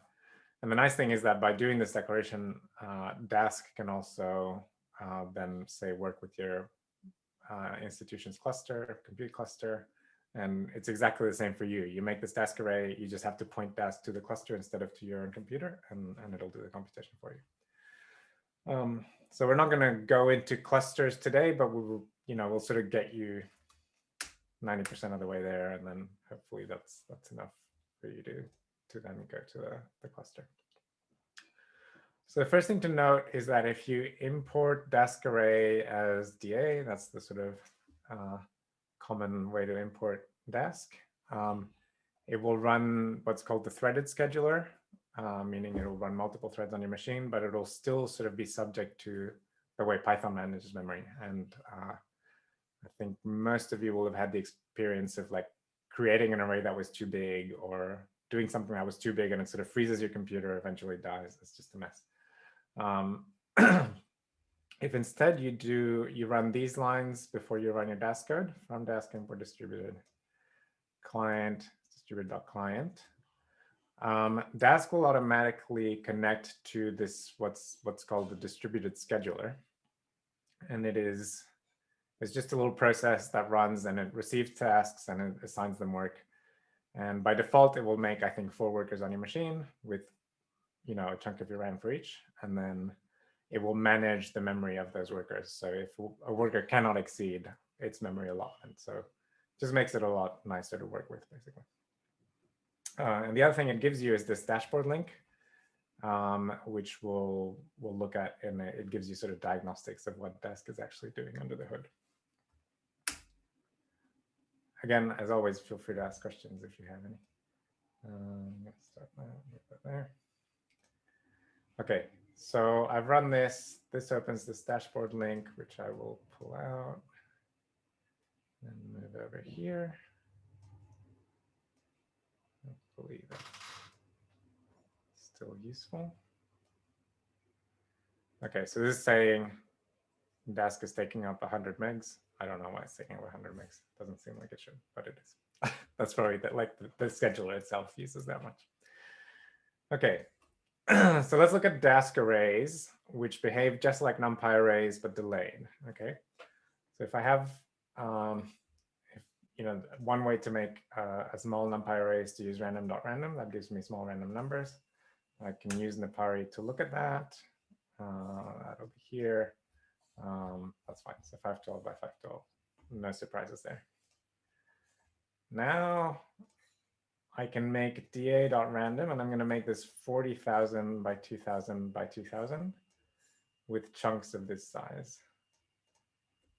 Now I know that some people have computers that have 1 terabyte of RAM, but most people don't. But this, you will see, I'm dividing here by 1 billion. So this is more than a terabyte of array, but Dask sort of happily created it for me. And the reason is that Dask is only creating the concept of the array. It's not actually creating the array. And it's only when you actually want to do something with the array that Dask actually runs any work. And so Napari takes advantage of this because it will only compute on the slice that you're viewing. And this is all thanks to this underscore array protocol, which I don't have time to talk about, but ask me later, maybe in a discussion session.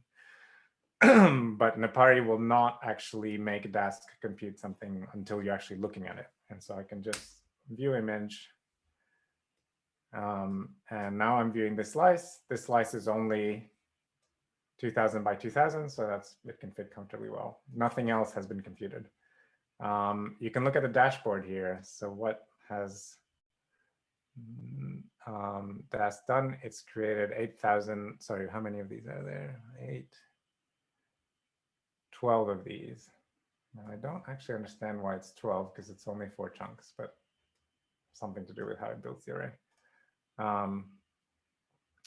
Yeah, so these are all min and max. All right, okay, so I think that's a problem with Napari. Yeah, I know what happened. So Napari, when you give it an array of floating point values, it will try to compute the contrast limits, the top and the bottom. So like what's the maximum, what's the minimum? And that's what it's done. And so when it does that, it's sort of not clever enough to say, okay, now that I've computed the array, let's just save it and use that to display it. It computes it to do the min and max, and then it computes it again to actually display it. That's what happened. Okay, but either way, it's here and now. Each of these takes some time to compute. You can see here 15 milliseconds. So I can scroll around And every time I do this, Napari is causing some of the computation to happen. Okay, it's a really powerful model to look at large data sets, larger than you can fit in RAM. And this works with, for example, like a directory of TIFFs or whatever. It doesn't have to be an actual 3D volume. Now, if I click this volume, it'll try to create a 1 terabyte array. I'm not going to click that button. Okay. So hopefully that's, if you haven't seen Dask before, that's what it's about. So now we're going to use real images. I asked you in my email to download these. If you're just following at home and not typing, don't worry about it. Otherwise, I probably recommend using the smaller data set. So there is, if you're going to deal with Dask and images, this package, Dask image, which John Kirkham created and now is maintained mostly by Genevieve Buckley, who's also at Monash.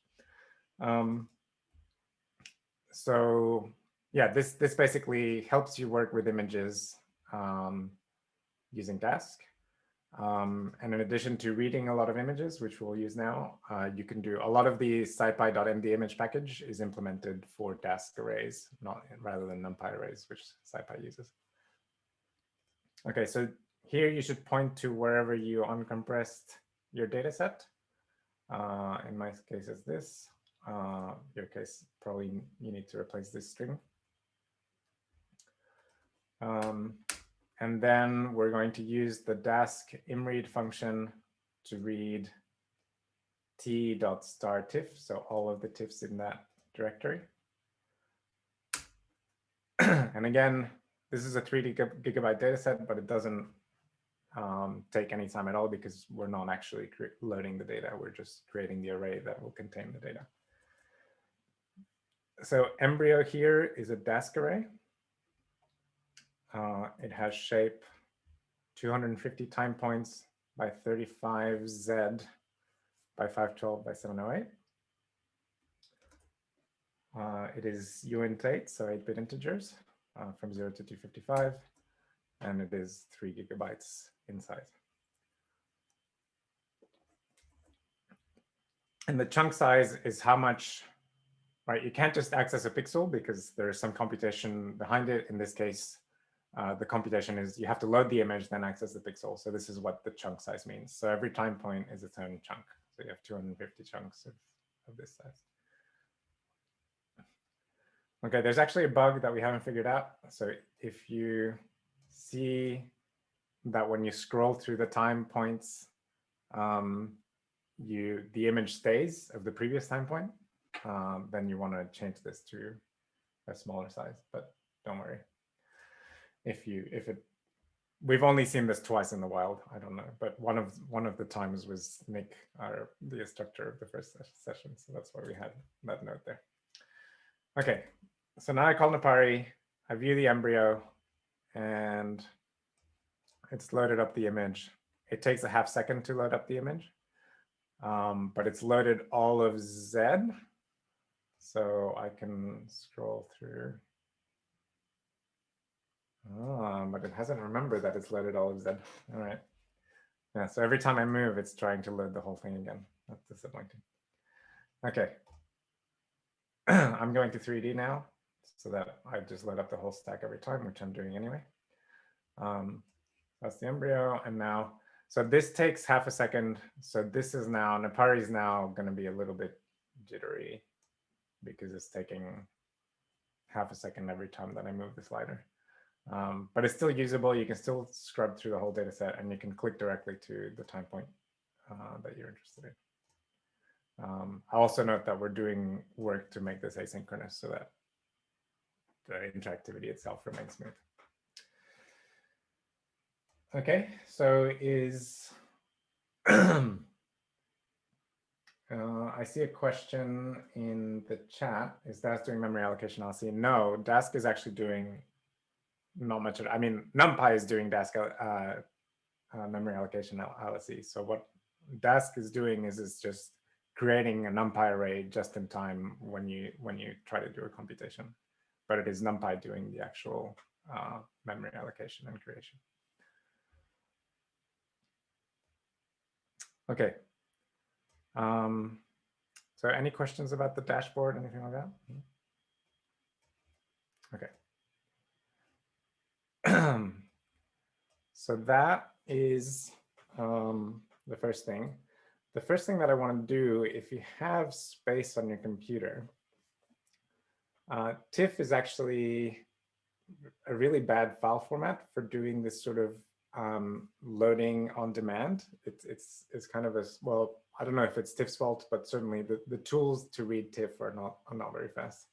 There's this new format called Zarr. And if you're interested, you should go to the next generation file formats lecture. But Zarr is able to, yeah, it's like a very fast array storage on disk. And it's also very useful for doing remote work. So it's friendly with the cloud because just the way that HTTP requests work compared to a file system. So I think all of bioimaging is going to move to Zarr-based formats in the very near future. And typically what I do when I get an image, the first thing I do is I make a Zarr copy of that image. So just as an example, I'm going to contrast this kind of scrolling with, let me just show you, this is just a demo, not part of the exercise.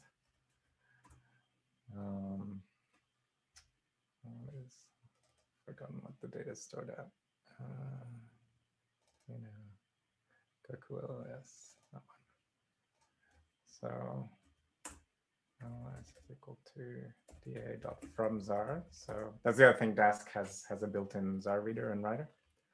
And I can do home/data Cocoa os 0.zarr.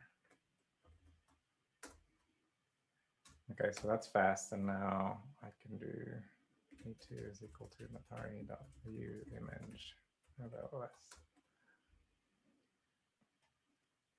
Okay, so let me just move this away.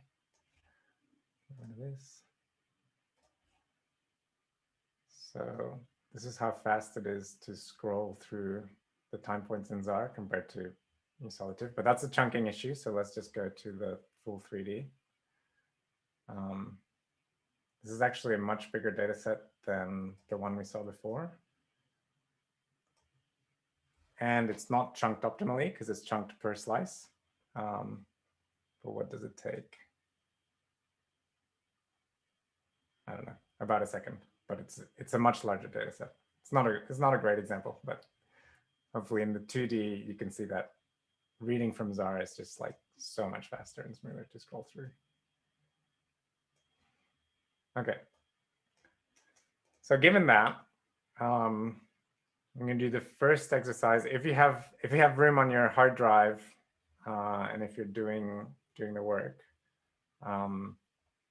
is to save the existing data as a Zarr array using the array.toZarr. So I don't know what people think about breakout rooms. I think this is sort of a simple enough exercise that I'll just give people time to pause. Yeah, so I'm just gonna pause for a couple minutes while people try to write the data to Zarr and then load the Zarr array instead of the Dask array, instead of the the TIFF array.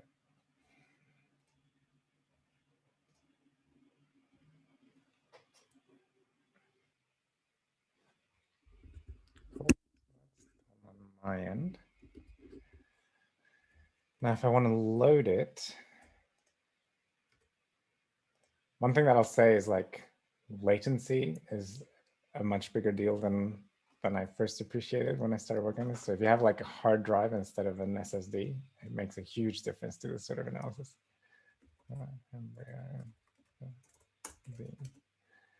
To da.from Zarr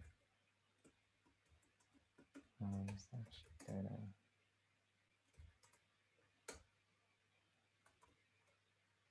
Okay, that's instant, which is nice. Do I have my viewer? Yes. So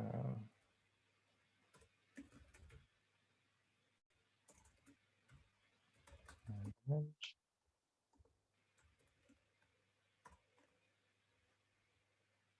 Oh, the scale. Sorry. Scale equals 10, 1, 1.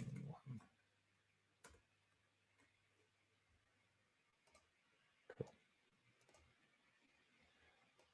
So that's the same data. Yeah, it's just astonishingly faster. Just can't believe it. You can see sort of the tasks.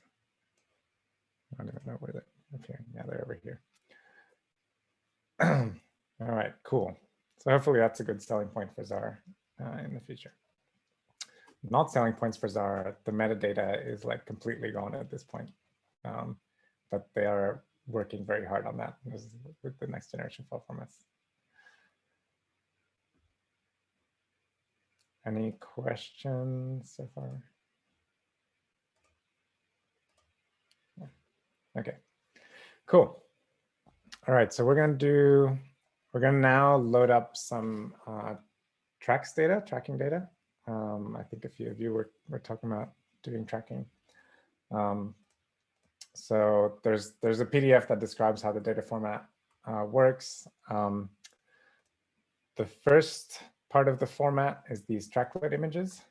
So this is now another Dask array that has the same shape.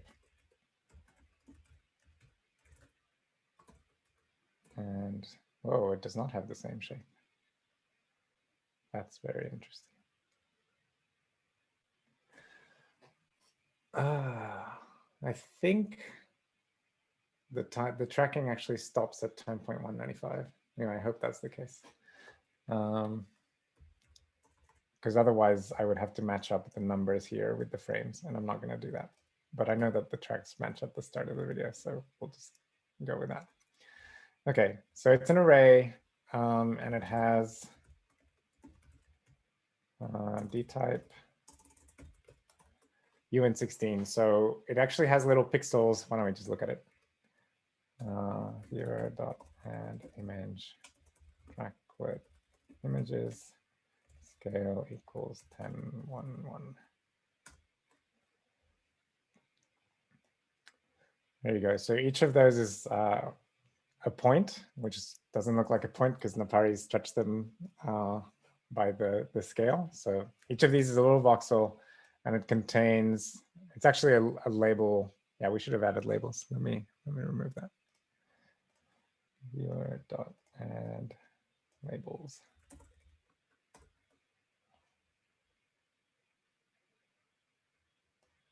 Ah, I forgot that. No, I didn't forget the scale. So why can't I see it? There it is. Okay, so each of these is a track ID, and if I look to the previous picture, you can see that they're sort of moving along, right? It's the same variables.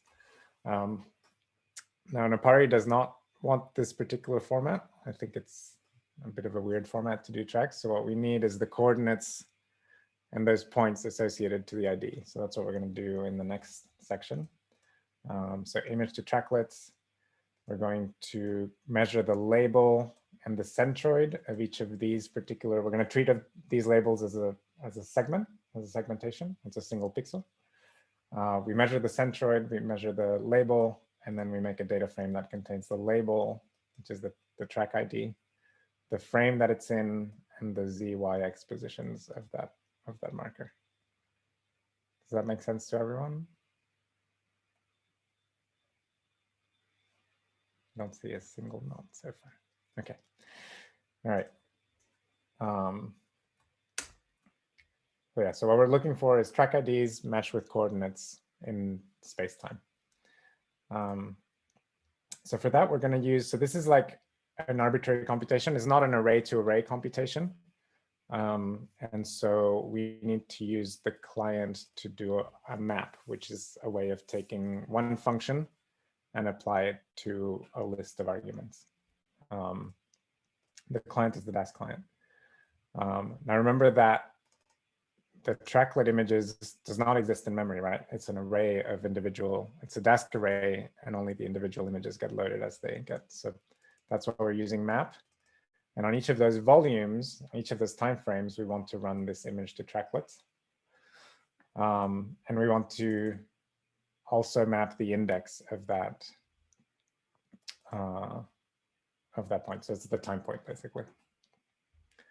And what that's going to do, I'm letting you know before it does it, because it finishes pretty quickly.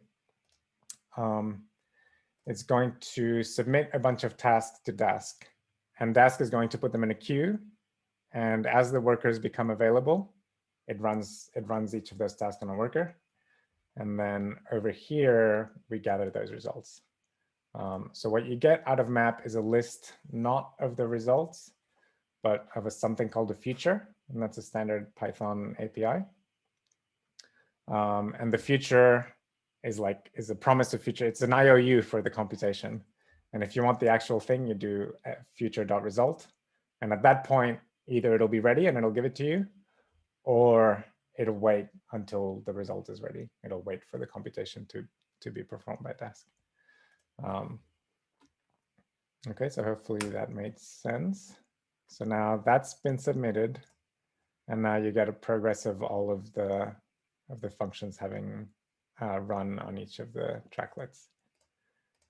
And that's happening. You can see that I actually still have my Python terminal because Dask is doing the work in the background. So I can do print. It's pretty nice. But here, if I try to make the list of all of the results, then I'm just going to have to wait for the Dask thing to wait. So that's working. And I'm just waiting, and you can see here all of the tasks happening in the workers.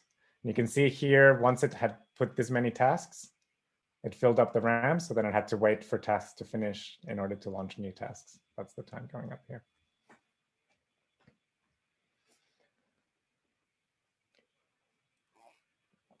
Cool, so now we have, remember that this thing returns a data frame. We've run image to tracklets on each volume, so we have a list of a bunch of data frames. And we can now concatenate all of the tables together. Now each of the tables has its own index of integers, which will result in a duplicate index if you combine them. So we're just going to drop the index.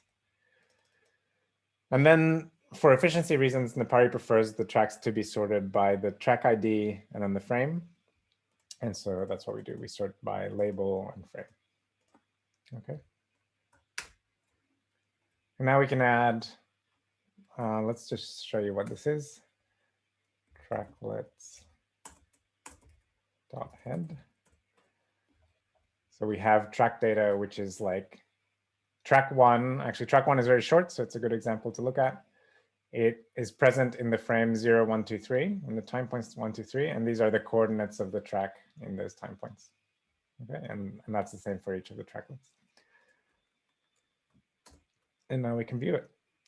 So let's grab the thing. The colors don't actually match up to the labels, so I'm going to turn off the labels, and these are the tracks. So you can see if I do 1, 2, 3. Like that'll be that original track, which is 4 long. Okay. Now the cool thing, one of the cool things about Napari is if I don't have the embryo visible, it does not actually do any computation. And so you remember like scrolling was super slow with the embryos, but now that I only have the tracks, which is pretty small, let me just demonstrate tracklets.shape. So it's 23,000 points. That's small for computation purposes, right? So this is now the tracks happening, and you can overlay it on the embryo if you want. So that's the tracks following the nuclei. Now, one thing that this doesn't do, and you can see tracks was actually not calling Dask, right? It was all happening in memory. Now that I'm on here, Dask gets called every time I scroll. Okay. Now what happens here, let's go to an early time point. if a cell divides, if you look at the red bit over here, if a cell divides, the links between the tracklets are lost. That's why they're called tracklets. It's not the full tracking. It doesn't keep the cell divisions. So that's the cell splitting right there. So if you want to get those, they come in this file called mantrack. So we're just going to load that, and then to add the tracks to Napari with the links, you have to make this graph. It's a slightly different format. There's a tracks tutorial, which I linked to at the start here. So if you want to look at the details of that format, you can follow that. Oh, I didn't run that, sorry. Okay, so now I'm only going to look at tracks, and now you can see that link between the two tracklets when the cell divides. Okay. All right. So any questions about how Dask is working? Oh, we're gonna put together everything that we've done so far, which is we did a bunch of watershed segmentation on that one image in the nuclei. And now what we want to do, because this data doesn't come with ground truth segmentation, is we want to do the same thing to look at the actual nuclei and segmenting those with the tracklets. So that's your embryo. Now we want to do what we were doing before, which is to do the Gaussian smoothing to get like a thresholded image.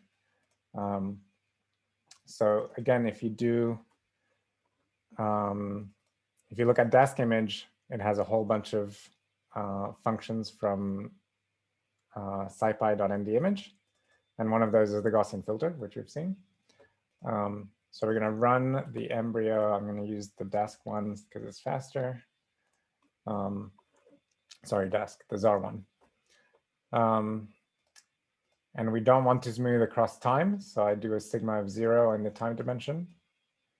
I want to smooth less along the Z because it's so stretched. So I do 1 and then 10. So this is the inverse of the scale, basically. And then we add that image to Napari to see what it looks like. Okay, so it is unclear to me why I can't see the smooth image.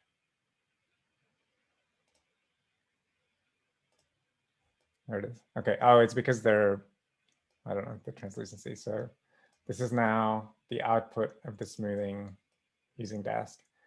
And if you can see, if I move the slider, it's running that computation. Trim from Zarr. I don't actually know where the computation is. I think this is the Gaussian smoothing. So it's running the Gaussian smoothing on the loaded image from Zarr on demand as I scroll. And yeah, smoothing looks super weird on max projection, but there it is. Actually, I'll show you. The other thing that Napari has is ISO level rendering, which is actually pretty nice for this kind of nucleus. That's an artifact of my graphics card. Ignore the dots, but yeah, they look oddly mesmerizing, pebble-like. Okay, so that's the smoothed output. So that's fine when Dask image has implemented this for you, but if you have a function like the edge filter, the char filter that doesn't exist in Dask image yet, you can actually apply a function to every chunk in your Dask image by calling this daskarray.mapBlocks. So for every chunk in your Dask, you remember that if I look at type of smoothed, that's a Dask array, and smooth.chunks, chunk size. Each of my chunks is 1 time point by 35 by 512. If I want to apply a function to each of those chunks and get a Dask array back, I use the function da.mapBlocks. So I can apply a char filter to each of the time points and then add that to my image.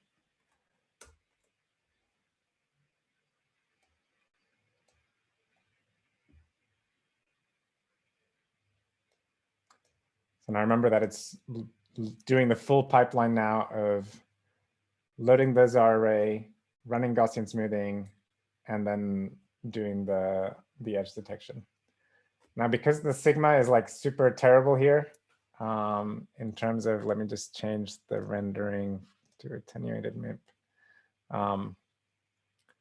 If you look closely,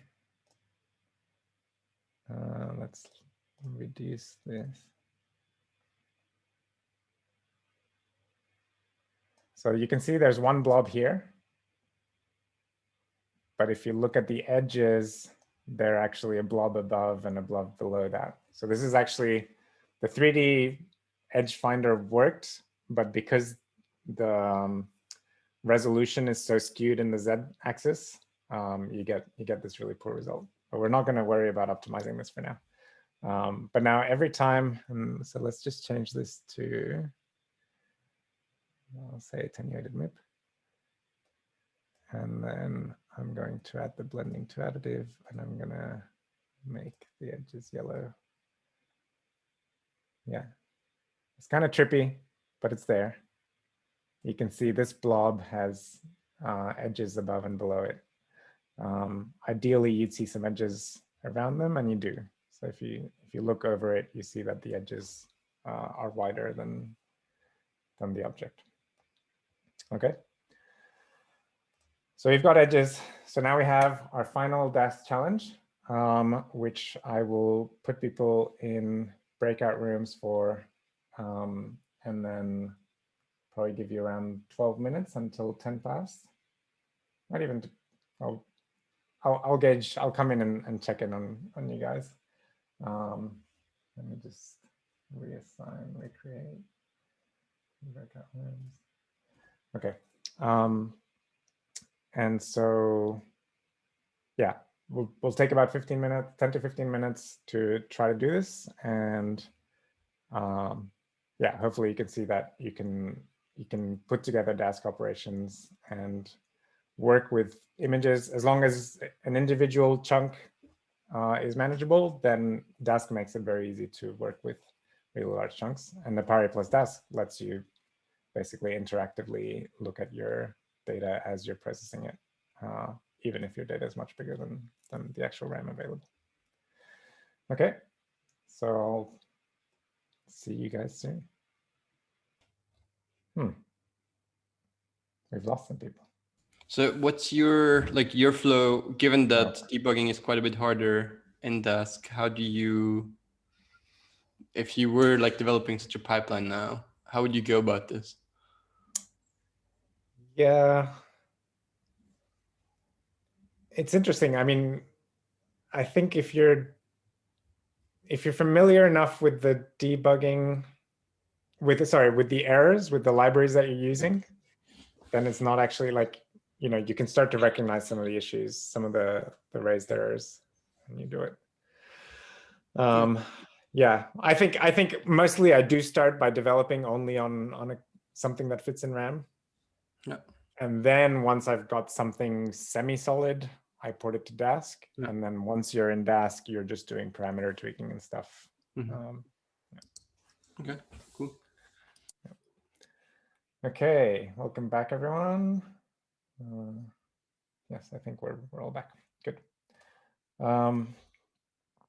So does anyone have questions about the exercise before I try to do the solution myself? Because I actually have never done this. All right, good. Hopefully it was instructive enough to play with it. For me, like the biggest thing is really just the fact that you can have a pipeline applied to every time point kind of on demand as you load things. And yeah, just have a look at it.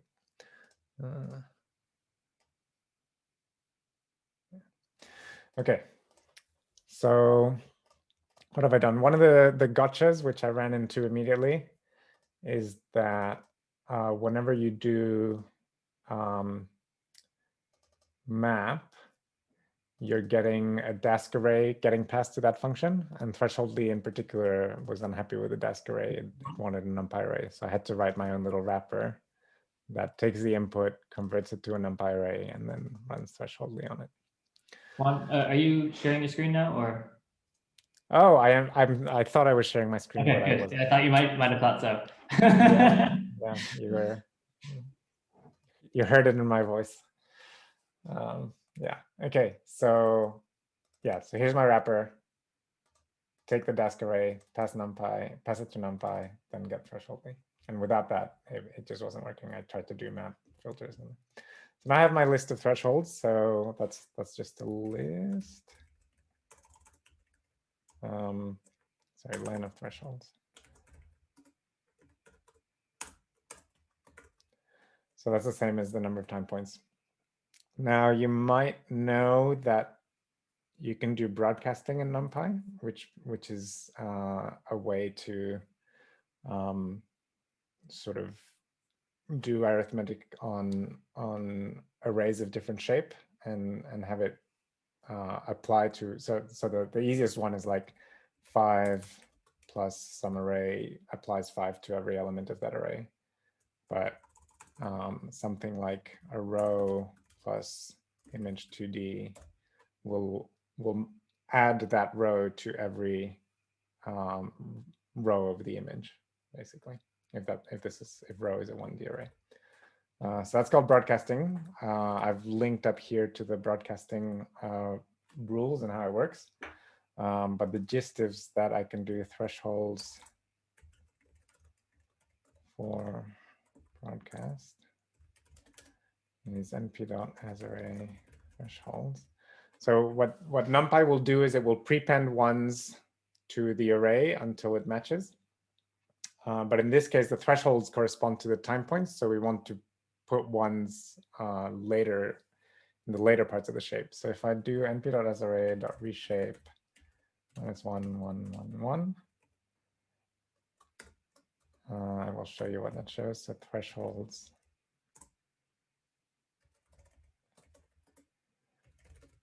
So that's the shape of that, and my array is smooth shape is that. So basically, if I now do smooth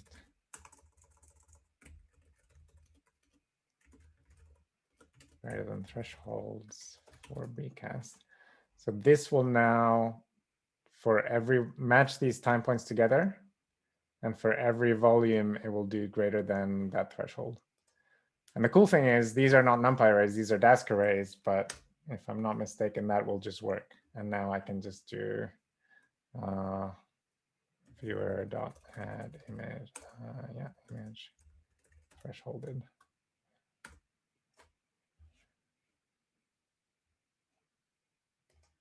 The scale.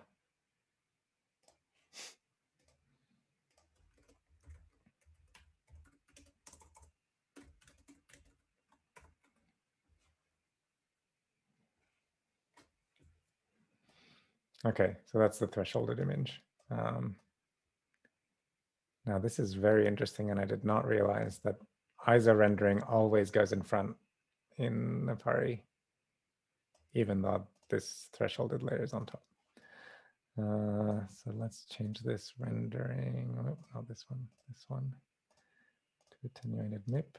That gives you a slightly different view of it. Cool. Okay, so that's the thresholded volume. It's actually not a great threshold, but it'll do. Okay, any questions about that particular step? We played around a bit and adjusting the threshold value to around 1.5 times what was calculated got what I would just look at as much more close to the actual nuclei. Yeah, okay. One option, which I learned from the cell profiler folks not too long ago, is to take the log intensity of the values And I think that will basically give you exactly what you just told me. Well, I mean, approximately. So it'll shift the threshold towards the positive values. Yeah. So yeah, it was funny that the way the discussion came up is that they're releasing Cell Profiler 4 and their thresholding is worse. And they realized that it's because Cell Profiler 3 automatically and implicitly added the log to the intensities. And when they fixed that bug, it gave worse results. Yeah, anyway. So look for the little log intensities in the threshold part of the Cell Profiler pipeline. That's the story of it. Okay, so we've got the thresholded. I'm not going to do the better boundaries. So now I want to do map blocks to do a watershed on this stuff. Now, yeah, what I should have specified is that we already have the watershed seeds. That's what the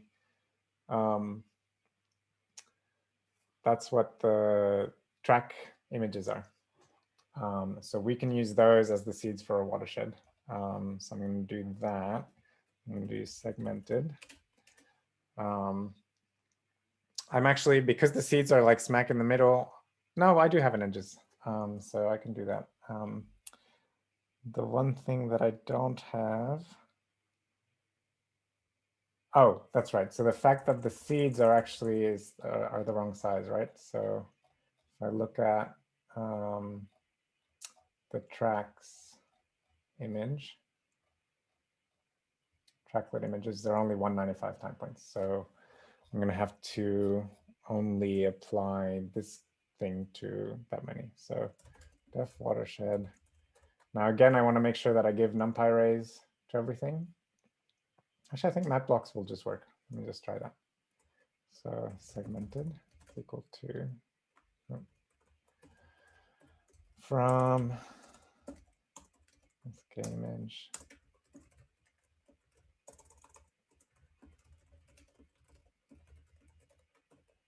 So now I want to do, I don't think I can give keyword arguments to map blocks, which means that I can't pass the mask keyword. So I am going to do my own function. So def watershed.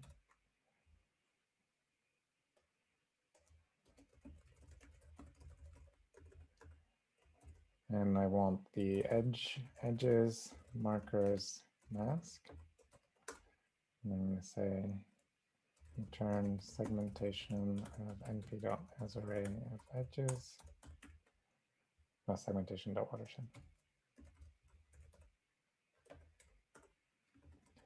np.asArray of markers, mask equals np.asArray of mask.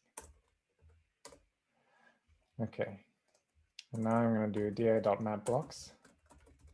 And this came up in one of the breakout rooms. Map blocks is such that you can actually pass multiple arrays, and it will chunk each of the arrays in the same way and apply the function to the 3 arguments together, or as many arrays as you give it.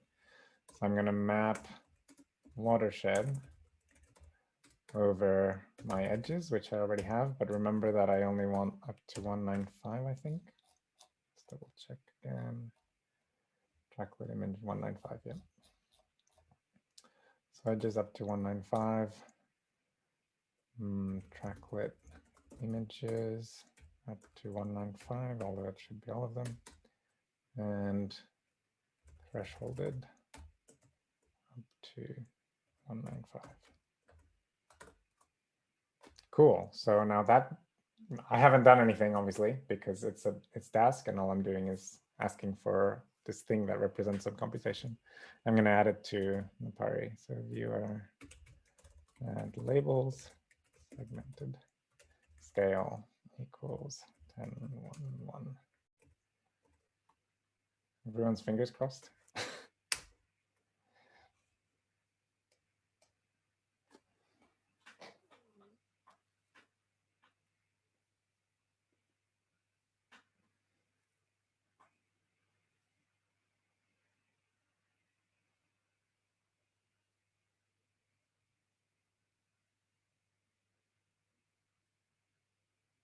I have like absolutely no idea if this is gonna work. For the Oh my God. Okay, it has worked in that it's run a watershed, but yeah, and I think Joel, you ran into the exact same problem. So I've been looking at the image a bit. Like our edge image this time is a much worse representation That's of terrible, and I think that's exactly the problem. Now, and you'll see in the exercise, I suggest like find a better edge filter. Yeah, and that's why. Yeah, so the problem is that the image, we've run a Sobil filter that has no sense of scale with an image that has a scale of 10, 1, 1. So the edges along the Z are just like totally bogus, basically. Or I think more accurately, they're on a totally different scale of edginess to the actual edges on the surround. So yeah, I think one thing to do here would be to only run the edges as a 2D edges on slices, and then stack a set of 2D edges, and basically just ignore edges along the vertical axis. But you probably still want to have some vertical boundaries, right? And actually, that's a problem I've had a few times, where if you have an image with that it isn't same spacing in all directions, then yeah, applying any of those filters, we never really get good edge detection all around. Correct. Yeah, I would say I don't know, but yeah, probably what you want to do is compute the edges on the vertical and then apply some kind of correction to account for the fact that you're measuring edges between much further away points. And to be honest, I don't know what the best correction is. So yeah, I guess the Google term would be anisotropic edge filtering. And then I think the kernel, if it's anisotropic, and if you know your space, you can adjust this. Yeah, maybe it may make more sense if you do it in the Fourier domain. Like if you look at how when you change the kernel, you change the frequency response. I think you could reason about it if you know the differences in the scale. Yeah. Cool. All right. But anyway, the pipeline is there, and then yeah, you can twiddle with how to actually improve the pipeline. I mean, I'm pretty happy that it actually worked at all. Okay, and yeah, the cool thing is like now if I click over here, it's going to run all of that computation for me and show me the results. Okay, and I would also say, hey, that's a cute one. I also want to point to one other thing about this thing, which is grid mode, if it stops computing. Oh, none of my layers are visible, right? So there's my smooth layer. So now all of the volumes are like spread out in space, and you can sort of look at the different steps in your pipeline using this. Let's just, we can add the tracks. We can add the. How did you get to this mode? Over here, there is a thing that goes from overlaid to grid. Yeah. Yeah, and again, like the big new thing for Napari, which we haven't done yet, is asynchronous rendering. So, and I'm just super excited about this specific application with asynchronous rendering, because when you move, now each layer will appear as the as the computation is done, which is much faster for the raw image than for the other ones. So you'd be able to move, you instantly see the raw image, and then you can see the results sort of popping in. So yeah, that's just not something that was ready for this tutorial, but something to look forward to. And that's it for this particular notebook, and almost it for the conference. So I don't know if you guys saw in the Slack that there's going to be some big announcement at noon, so we should all head to gather at noon on the dot. But in the meantime, well, first of all, any questions about this particular notebook?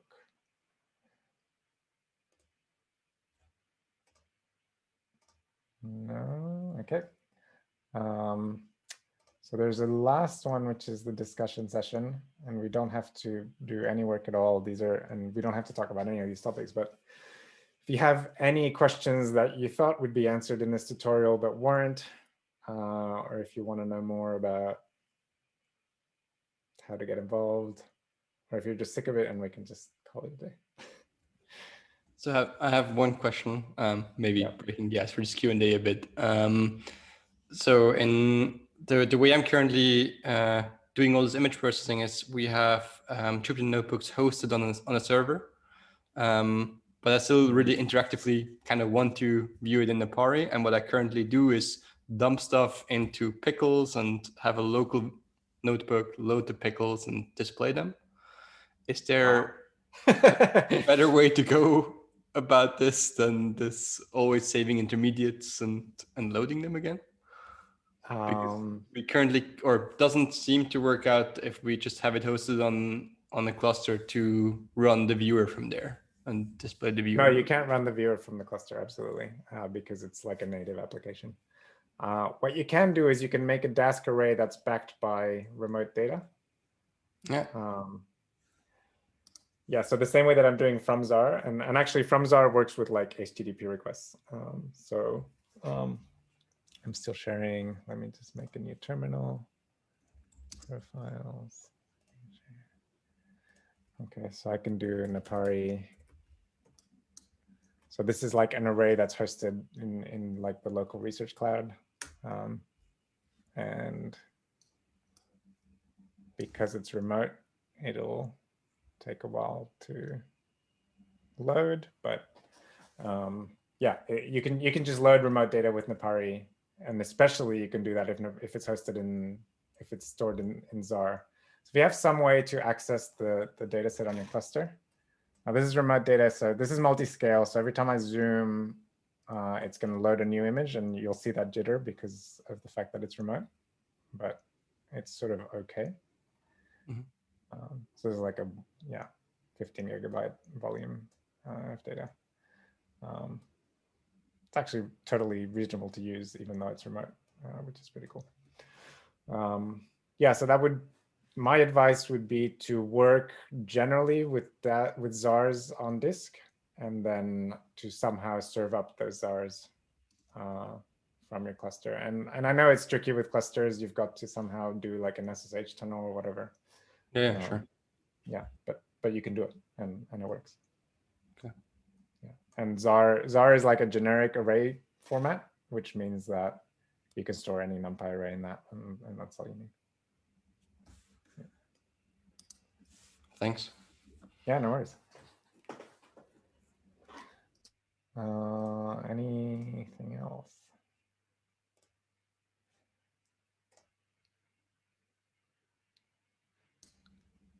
I mean, before you stop answering questions, I don't want to steal other people's time, but if no one else is asking questions, we've always been talking about Zarr now. Can we do similar things with HDF5s? Because we currently have all our image data in HDF5s. Yeah, so HDF5 is like the older Zarr, and it's great. It's what I used as well long before. The big thing that HDF5 didn't have, and they rectified this kind of like just too late, is parallel writes. So you can't have two processes write to the same HDF5 at once, and that was like a killer for a lot of applications.